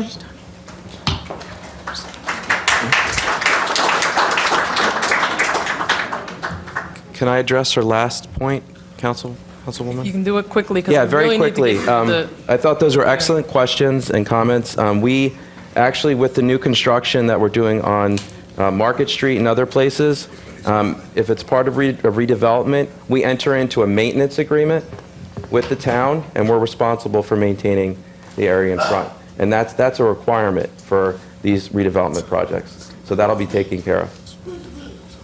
The developer. Not me, Frank Vitola. My wife would be very upset with the bucket. Yeah. Yeah, the developer. Yeah. Thank you. Thank you. Good evening, council members. I'm Linda Carrington, 49 McCullough Avenue. I searched online for self-storage units in Morristown, and I found 7 businesses, none located in the town of Morristown. These businesses, 7 businesses, all have something in common. None is located in a residential neighborhood or in a downtown environment. They are located more in what you could call a highway-type environment. Number 1, CubeSmart Self-Storage, 307 East Hanover Avenue, Morris Township, is 1.3 miles from this proposed site. Immediately next to that is the U-Lock Storage at 303 East Hanover Avenue, still 1.3 miles away. There's something called Public Storage, Route 10, Morris Plains. Westy Self-Storage, which is on River Road in Chatham, just off of Watchung Avenue, and that is not a residential neighborhood, it's more industrial type. CubeSmart Self-Storage, 1175 Route 10, Whippany. Extra Space Storage, 169 Littleton Road, Parsippany. Containers on Wheels, 30 South Jefferson Road, Hanover. And sitting here this evening, it was drawn to my attention that there is now a CubeSmart on Columbia Turnpike in Morris Township on the way to the Honeywell development. It's 1.7 miles from this site. So while I was online, I read in Slate magazine about storage, self-storage facilities. They bring, and this is their opinion, they bring comparative to their size and infrastructure requirements, few jobs. So my question to you is, what are the employment opportunities being created by the use of this space? I'm sorry, I'm not in favor of the artists' studios because I think they lack imagination.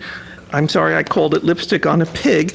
But if you want to see artist studios, you can go to Mana Contemporary in Jersey City. It is a factory. It's in a factory environment. It's totally dedicated to artist studios, and they are massive. They are several stories. Each studio is maybe 2 or 3 stories tall. You can go to Havana, to La Fabrica, which is an excellent place for nightlife, and I assume this proposal is to generate a little bit of excitement at night. So please do not build a storage facility and pretend it will be a cultural asset. So that is all I have to say. I hope you'll keep in mind how many jobs this will produce, because we certainly would like to employ people. Thank you.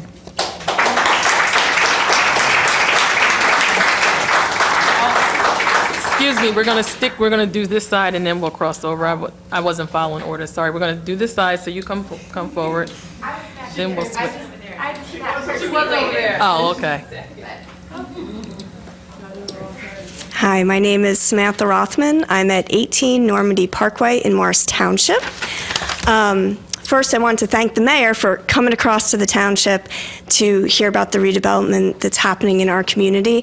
And I agree very strongly with Bob Iannacone that our communities need to work together. I was a resident of the town of Morristown for 10 years. I served on the Environmental Commission for about 10 years. So I'm intimately familiar with how much this community has worked to plan for its future.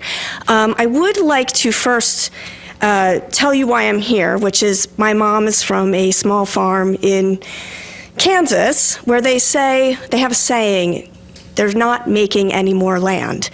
And that axiom holds true in urban areas. We're not making any more land near a train station. Suburbia kind of goes on forever, but your land near a train station is super important. And so when you're considering redevelopment, you have the opportunity to take a different path than perhaps what was envisioned in zoning that already exists. And quoting from the Morris Street redevelopment plan that the town did in 2014, it said, goals and objectives, and this print is very small, so. The redevelopment plan is intended to provide the framework for the transit-oriented residential infill development. Particular attention was paid to site planning and building design through the use of materials, sustainable site design strategies, traditional construction patterns, etc. It goes on to say, essentially, how valuable development infill for residential is.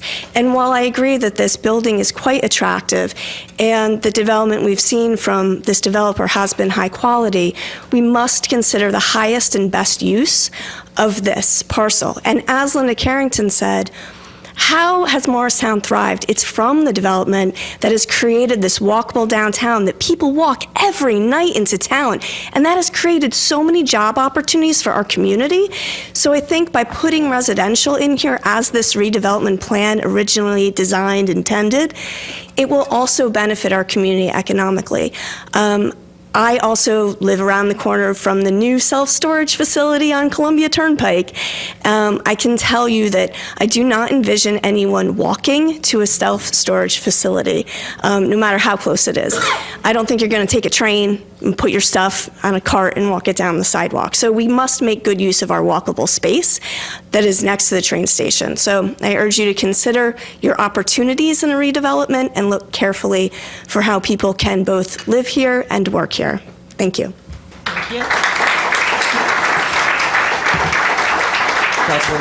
Councilwoman, can I just make two, it takes 2 seconds, just one clarification? But if we do it, then we're never going to get Right, through the just- meeting. So try to write the note down, and then I'll give you an This opportunity. is super fast. The plan was 2012. It's just, it's important. All right, but, so say that, but we're going to listen to the public. Just try to note your things down, because it's 9:30. I get it. And I'm sure all these people that want to be heard want to be heard. I'll be quick. Hi, my name is Casey Martinez. I live at 16 Harding Terrace. I'm here because I've had a lot of experience with storage units. My husband, before we moved here, played baseball for 11 years, and we've lived across the country. In my experience, the number one, common thing about storage units is they're not in desirable areas, certainly not residential. The second thing is people linger. It's always been kind of I wouldn't say a dangerous situation, but not one that I would go to certainly by myself at night. One of my questions would be, is the town going to provide extra police for the people that linger after hours that are allowed into the facility, people that are using it? In one of the storage facilities that we used, they ended up having a bed bug problem because of a mattress that was stored. Another one, they had a rodent problem. One of my questions would be, who's going to be regulating the storage of what's being in there? And in my experience, there's no such thing as a designer storage unit. And is there any other spaces being considered for this development? So, thank you. Thank you. We're still on this side. We're still on this side.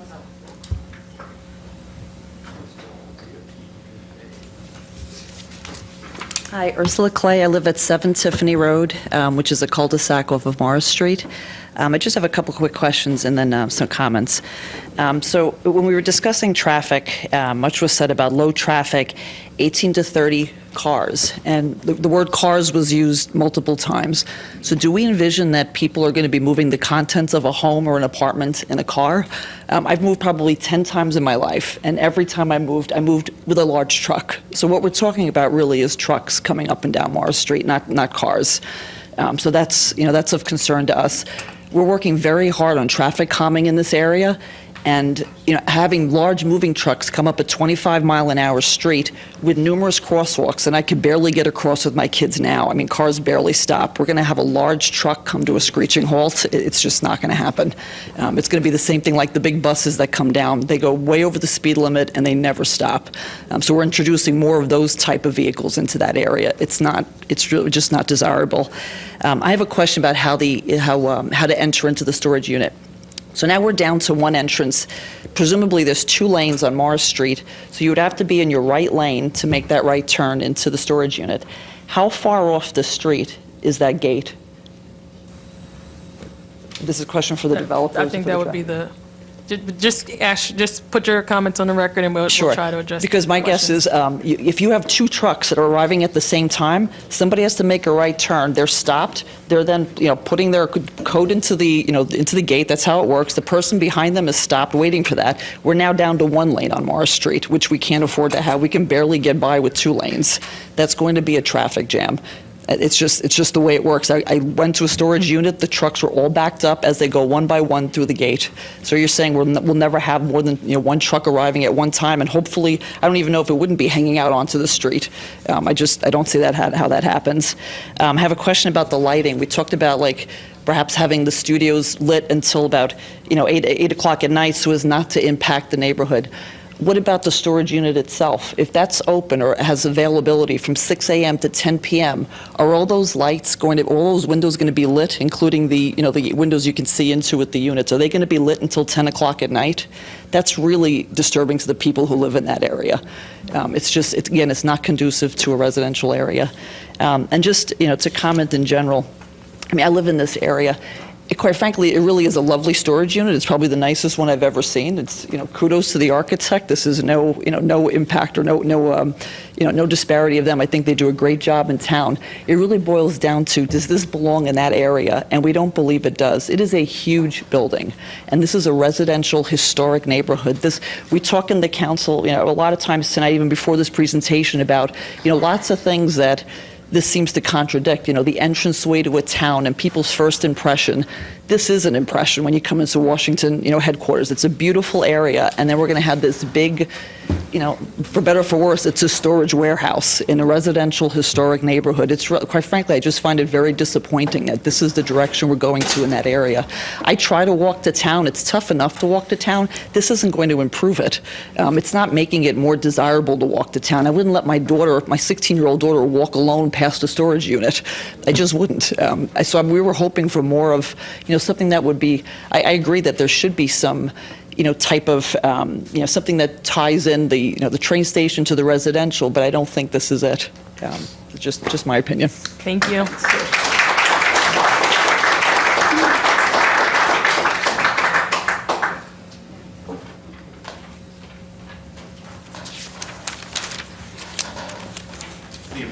Arthur Clark, 30 Olmsted Road. I just want to make a comment just about this neighborhood. I think it was important that we had someone here from Morris Place to make her comments on the fact that this is a neighborhood in transition. It's been a neighborhood in transition for some 20 years, as long as I have lived here, and it's transitioning to residential, and there's just absolutely no doubt about that. The new construction that's gone on here has been residential. It's been relatively low density. Morris Place, the other facility around the corner that now incorporated an existing building is relatively low density. There's now building going on to Ridgedale Avenue, where ideally a facility like this should be on Ridgedale Avenue, which is more commercial, but yet residential is being pushed up into Ridgedale Avenue. So the residential character of this neighborhood is on an uptick. And with that in mind, that's helping us finally reclaim this part of town where I walk almost every weekend. I certainly walk up into town as a traffic calming matter. It's becoming, we're claiming this back from it being just a thoroughfare to 287, and the residential nature of the properties there are doing that. We've heard the word transition a couple of times now, and I just hope that the transition that the planner had made last time, not when we're discussing now, but the last meeting, the planner made a comment that the transition was from the gasoline station to the residential areas. And this is a perfect thing for that, was his comment.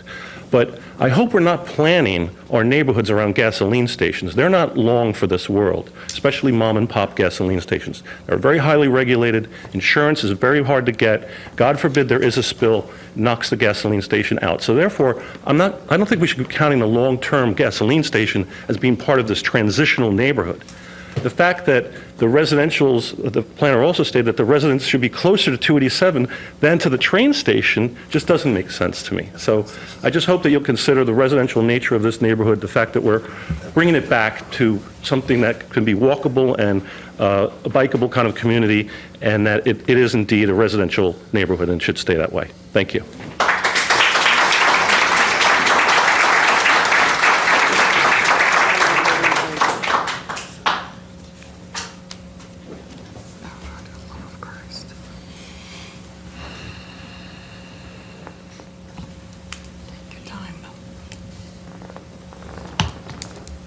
Tim Ruther, 51 South Street.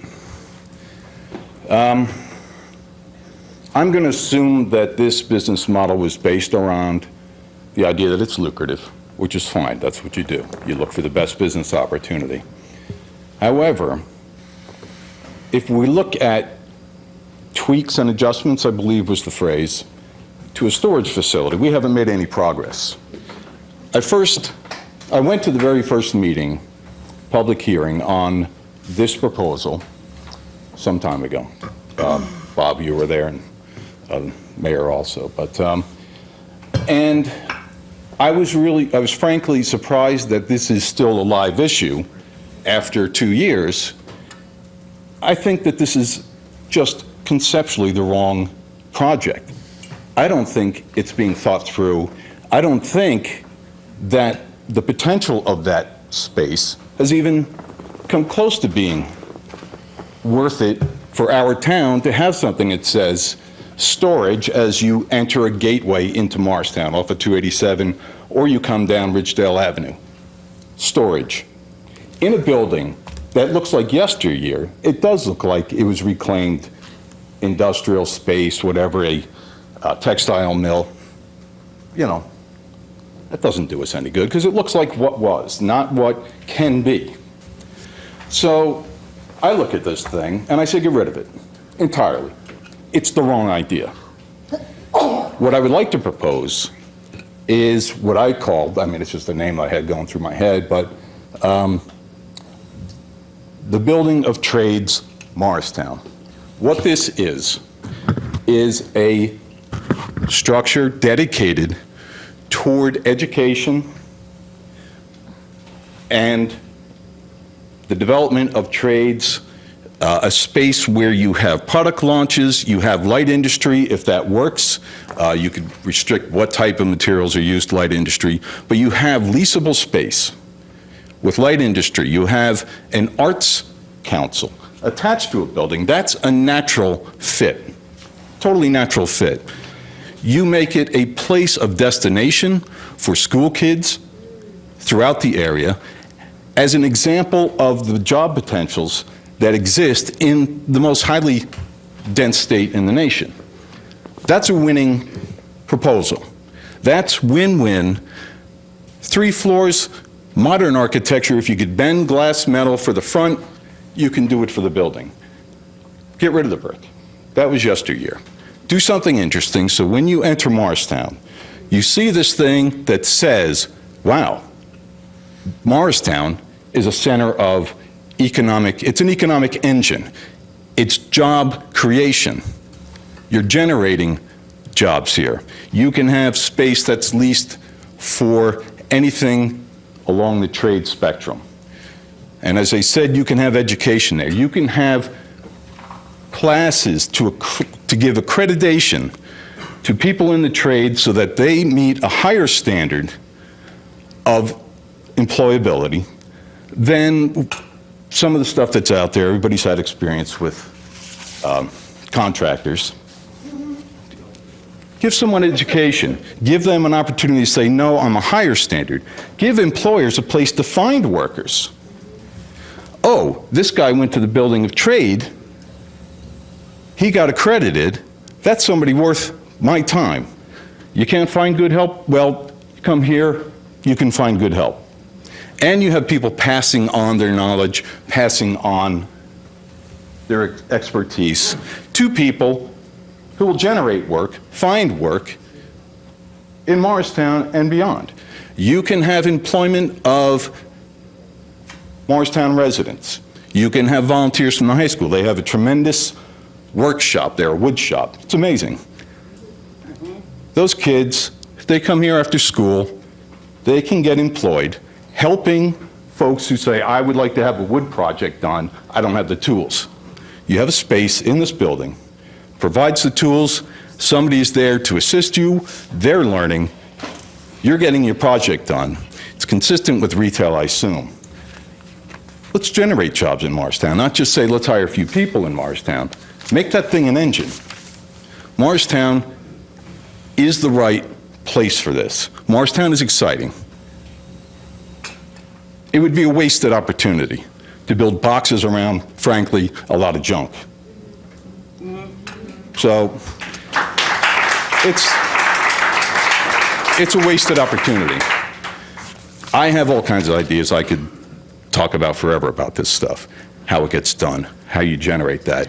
And also, this is an opportunity for a public-private partnership so that it wouldn't place the burden entirely on someone who's building this as a speculative venture. Now you have... Excuse me, Mr. Ruther. I'm sorry. Your time is up. All right, I think I got it all in, but thank you.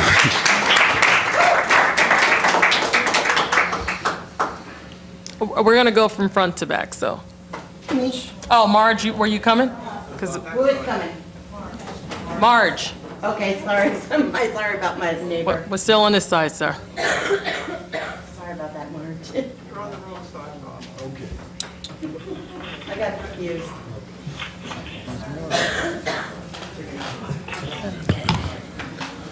Margaret Brady, 1 Franklin Place. Quick point, my husband's been in rehab for the past month, and I've met a lot of interesting people while I've been spending days there. And one of the people I met was the husband of the president of the Morristown Art Association, who was quite surprised to know that there is a new group who's considered the Art Association of Morristown, who she said her group feels were carpetbaggers because they were an out-of-town organization that came into town, and the traditional Morristown Art Association, which has been working and teaching classes and doing programs on Catherine Lane in Morristown for many, many years, has been ignored in all this new development. that aside, key point I heard tonight was when they said they reduced this building by 6,000 square feet, or 6%. When 6,000 square feet is 6% of something, start thinking about how big this 98,000 square foot building actually is. It's the scale. You will notice that none of the residences that surround this building are depicted. All you see is a corner of the Messler's garage, but you don't see a single home in scale of what is actually on the street to the left of the project, which is all new development across the street from the project and in this entire historic neighborhood. Using a mistake, which is what I consider the Messler variance, as an excuse to build something even worse, to me, is a perfect example of what happens when you go out of your way to let somebody do something that is not appropriate for the area, for the zone, and for the redevelopment. None of the redevelopment plans mention anything of this nature, and there are many possibilities for the use of the site that would be in better keeping and in better scale. Scale, scale, scale. I attended all 7 meetings that were referred to tonight. And at all of them, there was always a tendency to be diverted by commenting on the design of the building when the main point that came out of the meetings was that the use itself is not appropriate. A building this large is not suitable for that site. It's not an appropriate buffer, because that means you could build a 98,000 square foot building in any neighborhood in town. Because if you allow it here, why not build it on McCullough Avenue? Why not build it on Wetmore? I mean, Washington Street. I mean, we have places all over town where you could build a 98,000 square foot building that looks like an appropriate industrial use in the middle of Manhattan. Fine. I won't belabor anymore. I appreciate giving the public an opportunity to have their say, but the future of Morristown development is in the hands of the council. And it's the council who's going to make the decision about what kind of town they want Morristown to be.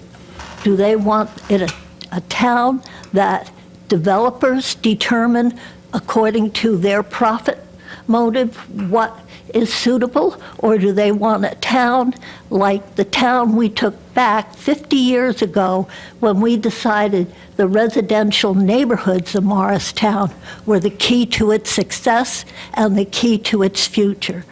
This is a residential neighborhood, whether you like the fact that we've got some ugly gas stations there or not. It's a residential neighborhood that's been clawing its way back. We just got rid of an ugly warehouse on Ford Avenue by converting it into housing. And quite frankly, people are shocked that around the corner now, they say, well, now we need another warehouse in the neighborhood. I don't care how you dress it up. It's the scale, it's the size, it's the use. Thank you, Mark.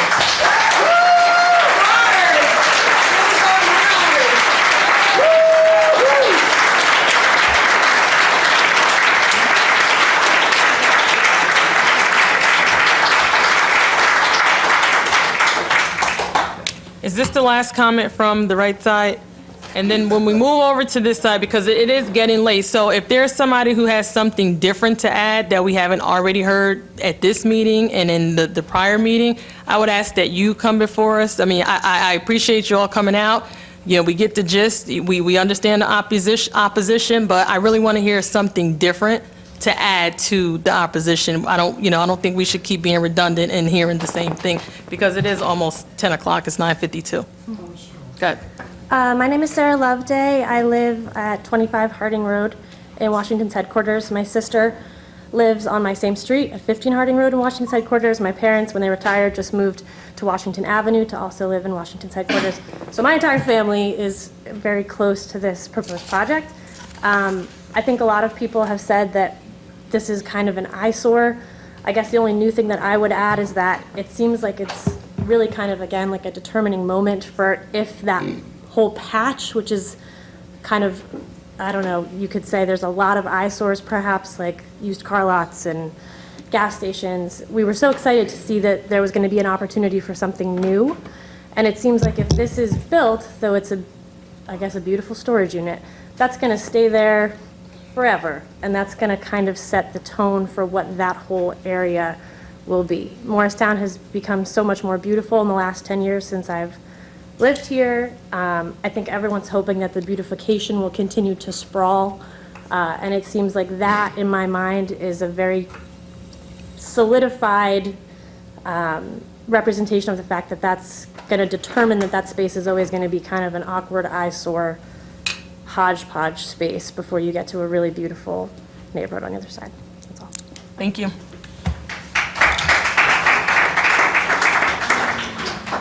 We'll start here. Me? Okay. There's a couple in the back. Hello. They just get here? Oh. Hello, my name is Jessica Helterman. I live at 28 Franklin Street, Morristown, New Jersey, which is just right across the street from the town hall, where the driveway used to be to come out of the town, go in and out of the town hall before they changed it a number of years ago now. My thing is that I think maybe instead of having it be a storage unit, I know it might be a little late in the process, but I think that you should, I heard about the artists and stuff, maybe you could convert it into all artist building so that a lot more artists could come in there. We could have also places for people who want to do editing and do video stuff and and all that kind of thing. You know, there are people that want to do documentaries or, film things around town or whatever. And I know that had to come to you guys first, but still there might be people who want to do video and editing and use that as a place to also, as those kind of arts. Because there's not just the arts of singing and all that, there's also arts where you could do stuff with video and all that. And I think you should make it, instead of having places for storage, which we have enough of them, like I heard earlier, endlessly, I think maybe we should have it become for artists totally, and have places for people to, like I said, to do video and all that kind of stuff, because there's a lot of people around that do that kind of thing, and you should have like editing bays and places where people could film things, like little studios for people that can film and green screen and all that kind of stuff, so that people can do that kind of artistry, because that's also a piece of the arts, and I just think that that's also a very important part. So maybe it could be singing, arts, video, other things like that too, because that's also important, and I would use it. Even though I don't have the equipment yet, I would still use it. Thank you for your time. What, you're up?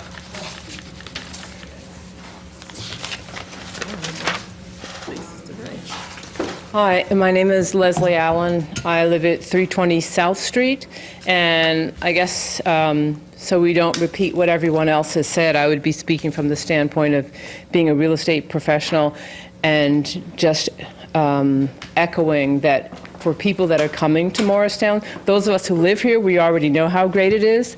The other people who are coming, what they want more than anything is the ability to walk to town. That's all we hear. Anybody who's in the business, it's all about walking to town, living close. Downsizers don't want that big house in the suburbs. They want to walk to town. And the young millennials want to raise their family in a situation where they can walk to town. And yes, this is a great location.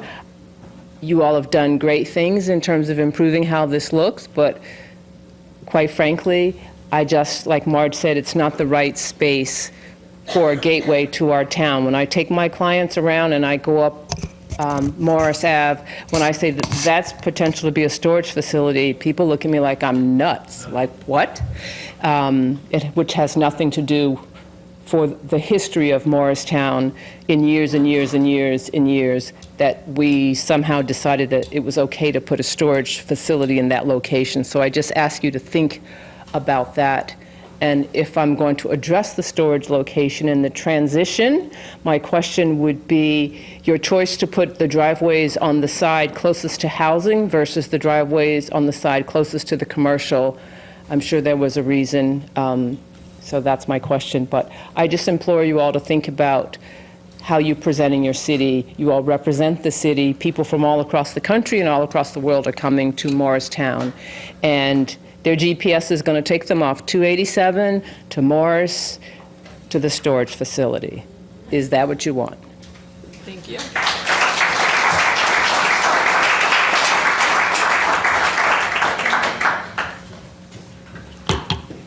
I know it's late, so I'll be real brief. John Doherty, 69 Morris Avenue. No relation, at least none that I'm aware of. A quick question. Are you counsel for the council or are you counsel for the developer? Me? Yes, just point of clarity. I'm Morristown's redevelopment attorney. All right, great. Thank you for that. I understand there was a plan that was put in place in 2012. I know that was important to you.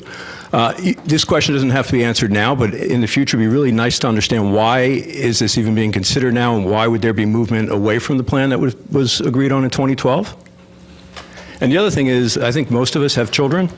If my kids came to me 7 times and I never said no the first time, they think it was a yes. So I'm new to this process. I'm just surprised that it's gotten this far.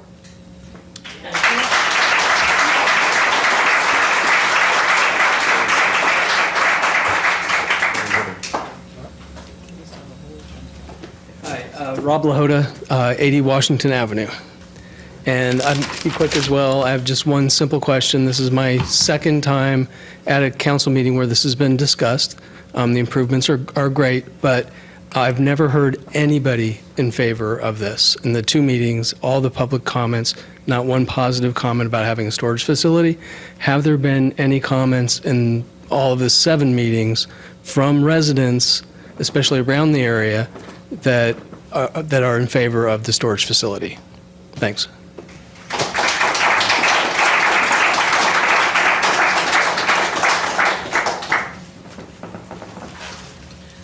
Okay, at this time, unless anybody, if you have something new to add, before we close the public hearing portion, please come before us.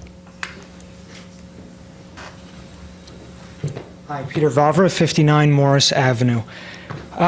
There's been a lot of great points mentioned tonight, and all of them intersects with one contention. Something I talk a lot about in my own personal business, externalities. To broadly define externalities for those of you who don't know, it's the byproduct of any business that the business doesn't have to pay for. If I open up a power plant, I have to pay for the building and the equipment, but I don't have to pay to dispose of the carbon waste. We talked a lot about traffic, and we have this wonderful study to placate us into believing that it's not going to be as bad as. If a doctor came to me and said, well, you've got cancer, it's lymphatic, but it's not as bad as lung cancer, guess what? It's still cancer. This is more traffic. Constantly, we hear everybody talking about the problem with traffic in this town. But that's not the externality I'm concerned about, that nobody's really mentioned, although the real estate agent touched on it, and that's property taxes. We're now introducing a business that's without a question of a doubt, because I've yet to see a storage facility open in Short Hills, Chatham, Madison, Bronxville, New York, Greenwich, Connecticut, any of them. Oh, you're right. There is a storage facility right on the very side of town where nobody goes. Fantastic. Nonetheless, You don't see storage facilities or any other industrial properties in nice neighborhoods that pay through the nose for property taxes. So what does that mean? This developer is going to come in, put in a building, all of a sudden everybody's property values might go down, but the property taxes themselves probably won't be readjusted. So collectively, we all lose. And we can tie that to a distinct monetary figure. The property developer, of course, will win.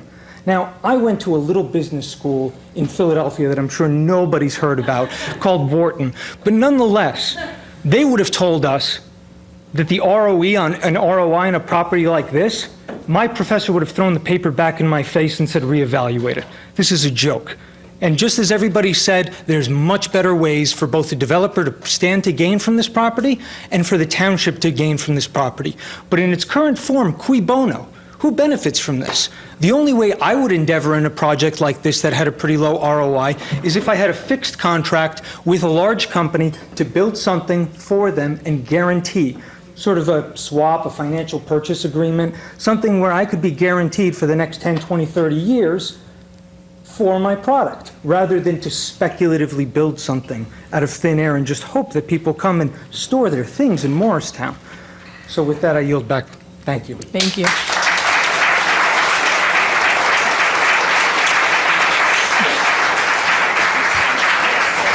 Okay, at this time, I'm going to close the public portion at 10:03 p.m., I'll note. And so, I mean, I guess I'm going to defer to our, yeah. 2-minute break over. Next on the agenda. We'll take a 2-minute break. Got to put the developers agreement. 2-minute break. You set a record, Council President, for starting the regular business at this late hour. Probably the best, longest record in 10 years I've been. Wow. Did you guys go out to Santa Barbara at all? Since I've been noticing your car's been here all winter. And so The kitchen is closed. I know, I was going to tell. You were the January to March? Yeah. What? Okay, good. So, Yeah, I don't know. They put it up. I've seen them, yeah. Yes, you can. Actually, when I met with Hanson, I mentioned it, and I actually gave him material on this. I actually have one. I have an old hospital that I just sold off to a company that competes with me. And what it is, it's actually a very interesting concept. What it is it's work, live space. There's a plan. They can take the train. You know how long it's still gonna be? Putting one next to me, I had an old historical hospital. I sold it, and that's exactly what they're doing. It's a great one.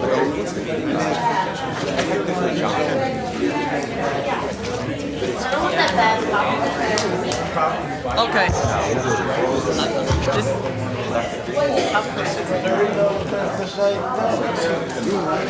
I know you guys are eager to respond to all that, but I'm just going on to regular business.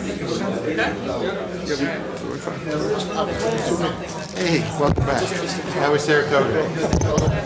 Was that 2 minutes? I gotta turn the thing back on. How you doing? Where's my regular agenda? What are we doing? We're just going to regular business.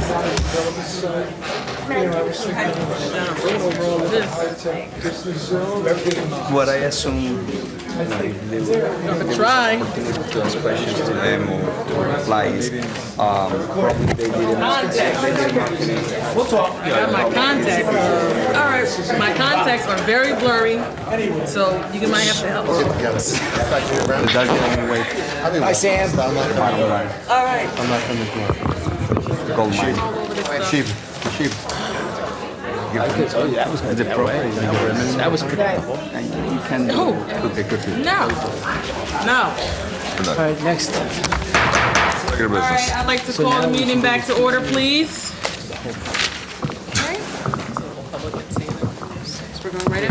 At this time, I know the members of the public are gone, but I'd like to just thank them quickly for coming out to voice their their concerns on the project, and we're just going to move on to our, we didn't even do council liaison reports.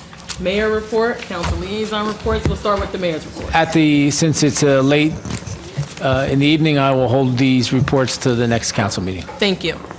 Any council liaison reports? I will take the mayor's lead, and I'll put our... Thank you, Mr. Iannacone. To the next council. Thank you. Are there any calendar events that are coming up that we need to mention for the benefit of the public? Well, yes. There's two things I will mention then. I have a whole list. I don't want to start with one, but we should recognize Habitat for Humanity on cutting their 40th ribbon on Willow Street. They do a great job in building affordable housing in Morristown. We're very proud to be partners. That's a perfect public partnership. Also, Wednesday, 23rd, is the Burnham Park Neighborhood Association meeting dealing with some park issues. That's going to be at 7 p.m. in the Senior Center here in Morristown. That's tomorrow, May 23rd. And remind everybody that Town Hall is closed on Memorial Day, and that the ceremonies on the green are at 11 and 10 a.m. at the Township Building. So 10 a.m. on the 28th at Township Building, 11 o'clock on the green, and that's for Memorial Day services. And I think that covers everything. And we have our Meet Me in Morristown. Mike, I'm sure you would have mentioned that, on the 31st, and a special planning board meeting the 31st. That's it. Just a point of reference. Yes, sir. The special planning board meeting on the 31st is to introduce the reexamination of the master Yes. plan. So we should encourage the public to come out for that. Yep. Okay, Thank you, Councilman. Thank you. All right, moving on to regular business. Okay, we have two ordinances for introduction this evening. Ordinance O-13-2018, an ordinance amending and supplementing Chapter 4 Licensing and Business Regulations. Can I have a motion? I'd like to make a motion to approve. Second. Okay. Okay. Hold on. Yes, comments? Yes. Beach, we were going to check the 35,000. Sure. So we looked at the legislative history and could not find any information that the legislature considered when adopting the 35,000 as the minimum. We did look into a few municipalities, just as a point of reference. Hoboken, Jersey City, and Newark also refer to the statutory minimum. We looked at Dover and Madison, and both of them refer to, or both of them have 100,000, just like Morristown currently does. So it varies around the state as to what the minimum should be. So it's up to the council on what they want to do. Let me just, my concern on this is that if there is an accident with somebody in the cab, what happens is basically they're covered up to 35,000. Other than that, you go under somebody's own insurance if that person happens to own a vehicle. Okay? And then you're depending on what the limits are on that person's policy. However, if you don't own a vehicle, which a lot of senior citizens, a lot of young people who are using cabs may not have a vehicle, then basically your cap of recovery is 35,000. So I will not be voting for this ordinance this evening. I think it actually puts our residents, I know it's a burden on the taxi cabs, and I know they're struggling with Uber, but it's an exposure I don't think we should expose our residents to. Okay. Call the question.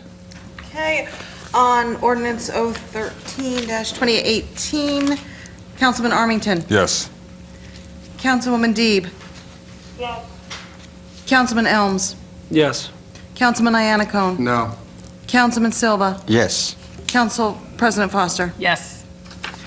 The ordinance 13-2018 has been introduced properly, will be further considered for adoption at a hearing on June 12th.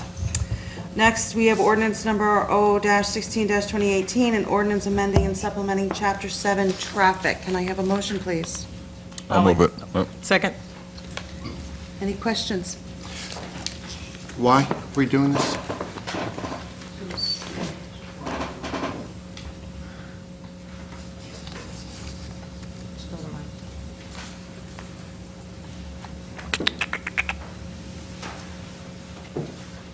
This was part of the approved plan for Whole Foods.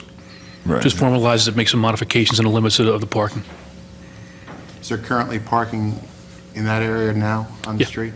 Yeah, We're eliminating the street parking in front of Whole Foods? Yeah, there's a no parking zone in front of there, and then they restriped a bit in front of the properties right next door. Can you please speak up? I can't hear you responsive. I said that was part of the Whole Foods plan, the approved Whole Foods plan. There's a no parking zone in front of the facility and a restriping, just minor modifications in the neighboring, in front of the neighboring buildings. So was the neighborhood alerted as to this? It doesn't affect the neighborhood. As far as I know, it went through the due process, according to the whole project for Whole Foods. It was part of that. So there's going to be restriping on where exactly can you explain? It's the frontage of Whole Foods and then extending westbound. Essentially, it's from the garage to Cobb. So is it changing anything that we have now, or is it clarifying, or is it going to alleviate traffic, or how is this going to impact? I believe the signage is in place. The ordinance is not up to date. So this brings the ordinance up to date. Thank you for the clarification. Okay. Call the question? On to ordinance 16-2018, Councilman Armington? Yes. Councilwoman Deeb? Yes. Councilman Elms? Yes. Councilman Iannacone? Yes. Councilman Silva? Yes. Council President Foster? Yes. Motion carries. Public hearing will be held on June 12th. Next up, we have 3 ordinances for public hearing and adoption. Ordinance O-9-2018, an ordinance amending and supplementing Chapter 13 Housing and Property Maintenance Code. Can I have a motion? I'll move it. I'll second. Now open up the public hearing portion for this ordinance. Any members of the public wishing to be heard? Seeing none, I'll close the public portion. If there are no questions or comments from council, you can call the question. On adoption of ordinance 09-2018, Councilman Armington? Yes. Councilwoman Deeb? Councilman Elms? Yes. Councilman Iannacone? Yes. Councilman Silva? Yes. Council President Foster? Yes. Ordinance 9-2018 is adopted. Ordinance number 014-2018, ordinance authorizing the lease of up to 140 parking spaces on a month-to-month basis at 200 South Street, Morristown, New Jersey. Can I have a motion, please? I'll move it. Second. Oh, I'm sorry, open up the public hearing. Are there any members of the public wishing to be heard on ordinance O-14-2018? Seeing none, I'll close the public portion. On adoption of ordinance 14-2018, Councilman Armington? Yes. Councilwoman Deeb? Yes. Councilman Elms? Yes. Councilman Iannacone? Yes. Councilman Silva? Yes. Council President Foster? Yes.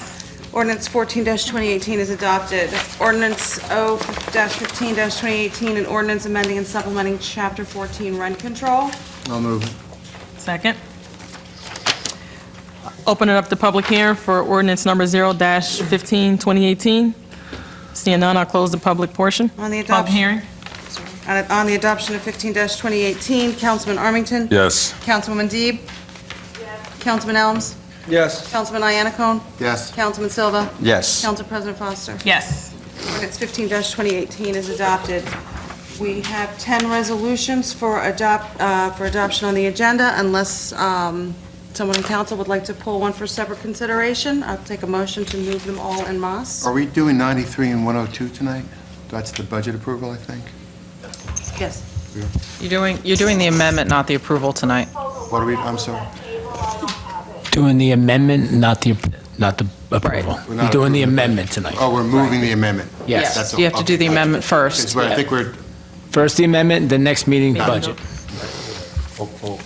Allison, I'm sorry, Councilwoman Deeb, the Resolution 89-2018, is that the one you're referring to? That was actually part of your May 8th packet.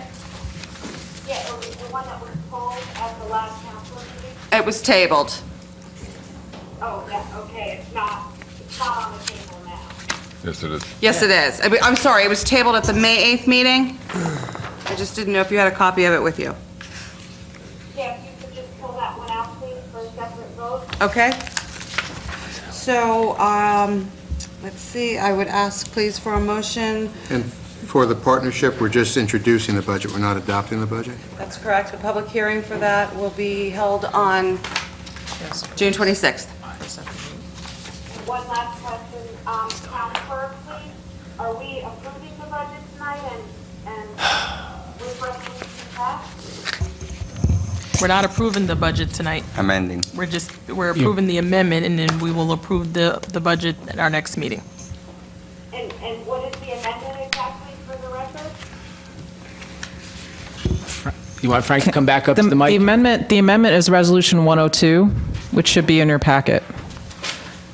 I know it's in the packet, could you explain what the amendment is, please, for the budget? We did that already. Hold on, I'll bring Frank back up. Frank Mason, could you please come up and explain it to Councilwoman Deeb? Sorry, I don't have the best sound system here. The amendment, Resolution 102, has three components. Can you please speak in the mic, please? I can't hear too well. Sure, I'll speak up for you. The Cablevision fees are being amended by $1,000 to $279,143. Interest and costs on taxes is being amended to $201,000. The library tax is being amended to $1,041,023. And the airport utility surplus is being amended to $13,800, and the lease payment is being amended to $206,200. Thank you. Thank you, Mr. Mason. And not for tonight, but maybe at a later time, Jillian, can you go through with us the health benefits and the self-insured? It's just interesting. Sure. Yeah, I'd be interested in learning more about the health benefits because at the Morris Township Committee meeting last week, they had a 0% increase to their health benefits. So I'd be interested in learning why our increase was so high. Is there a motion on the floor? The motion is on the floor to approve the resolutions in Moss minus. 94 through 102-2018. Can I have a motion, please? I'll make a motion to approve. I'll second. Councilman Armington? Yes. Councilwoman Deeb? Yes. Councilman Elms? Yes. Councilman Iannicone? Yes. Councilman Silva? Yes. Council President Foster? Yes. Motion carries. Can I have a motion for the adoption of 89-2018? I'll make a motion. I'll second. So I have a question about this, Council President. What the estimate is there parking on site for this proposed development? What's she talking about? So, can you repeat the question? The question is do we understand or do we know the parking demands for this? And is there parking on site for this proposed development? No, it's approved. Yeah. This project was approved by the planning board back in April of 2017. They have their, Project for the hotel on Market Street? that's what this is, yes. Okay, so my question is did the planning board approve it? Yes. Yes. Okay. This is a rather boilerplate development agreement. This is not pursuant to a redevelopment plan. This is just an ordinary planning board approval pursuant to an existing ordinance. This developer's agreement provides protections for the town during the construction phase of the project by requiring performance guarantees, bondings, indemnifications in favor of the town, general provisions regarding compliance, utilities, cooperation with the town, et cetera. Deals with drainage, conditions of approval, reiterating those, giving the town access for observations and inspections, requiring certain specifications regarding the maintenance of the property, completion of approval, providing for a maintenance guarantee, et cetera, all of the protections that the town would ordinarily seek to and receive after the planning board approval is obtained, but prior to the commencement of construction, are contained in this developer's agreement. That's what you're being asked to vote on.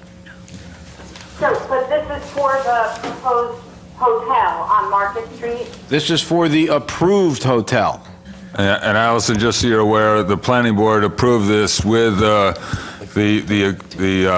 specification that the developer would obtain sufficient parking off-site from the Dalton garage from the parking authority for 20 years. Do you know that there's sufficient capacity at the Dalton Garage? It's not an issue that is relevant for this council. Again, Counselor, I'm just trying to get clarification on. Well, it's an irrelevant. Project itself. The answer is it's Yes. irrelevant. The answer is yes. The planning board. It's not relevant if I'm getting questions as to where are the people going to park. The planning board. I'm voting on the agreement. So, but fine, fine, go ahead and call the question. I have no more questions. Call the question, please. Okay, on adoption of R-89-2018, Councilman Armington. Yes. Councilwoman Deeb. No. Councilman Elms. Yes. Councilman Iannacone. Yes. Councilman Silva. Yes. Council President Foster. Yes. Motion carries. Those were the only two that we needed to pull. Thank you, John. Do separately, correct? And just that one, yeah, we're good. Do we have any more? Is that Old it? business, new business? All right, there's no old business, unfinished business, no new business. Motion to adjourn? No business. Wait a second, I have a question, Council President, please, and I'm sorry for the late hour. We have called this issue on the warehousing 7 times now. I guess tonight would have been the 8th time. Can we get a resolution at the next council meeting, or could we get clarification from the attorney? Because I'd like to know why this keeps coming up if we have public meetings and their outcry is to opposing it. So could we get some clarity, or if it's too late? Sure. We'll give you clarity. Council meeting, do we Sure. need a council resolution redirecting the redevelopment plan? Do we need a council resolution to? Tell them it's not their to authority. vote down the concept and to It's not their authority. introduce a new concept? I just think eight hearings is enough, and I just would like to know what the next step is. Hey, Allison, actually, I think John Iglesino this evening actually did go through the process with us, and I can clarify it, we can clarify that at the next meeting. And I think it would be helpful to clarify that. That might have been when you dropped the call or got disconnected. Yeah. But I'm gonna adjourn the meeting. Good night.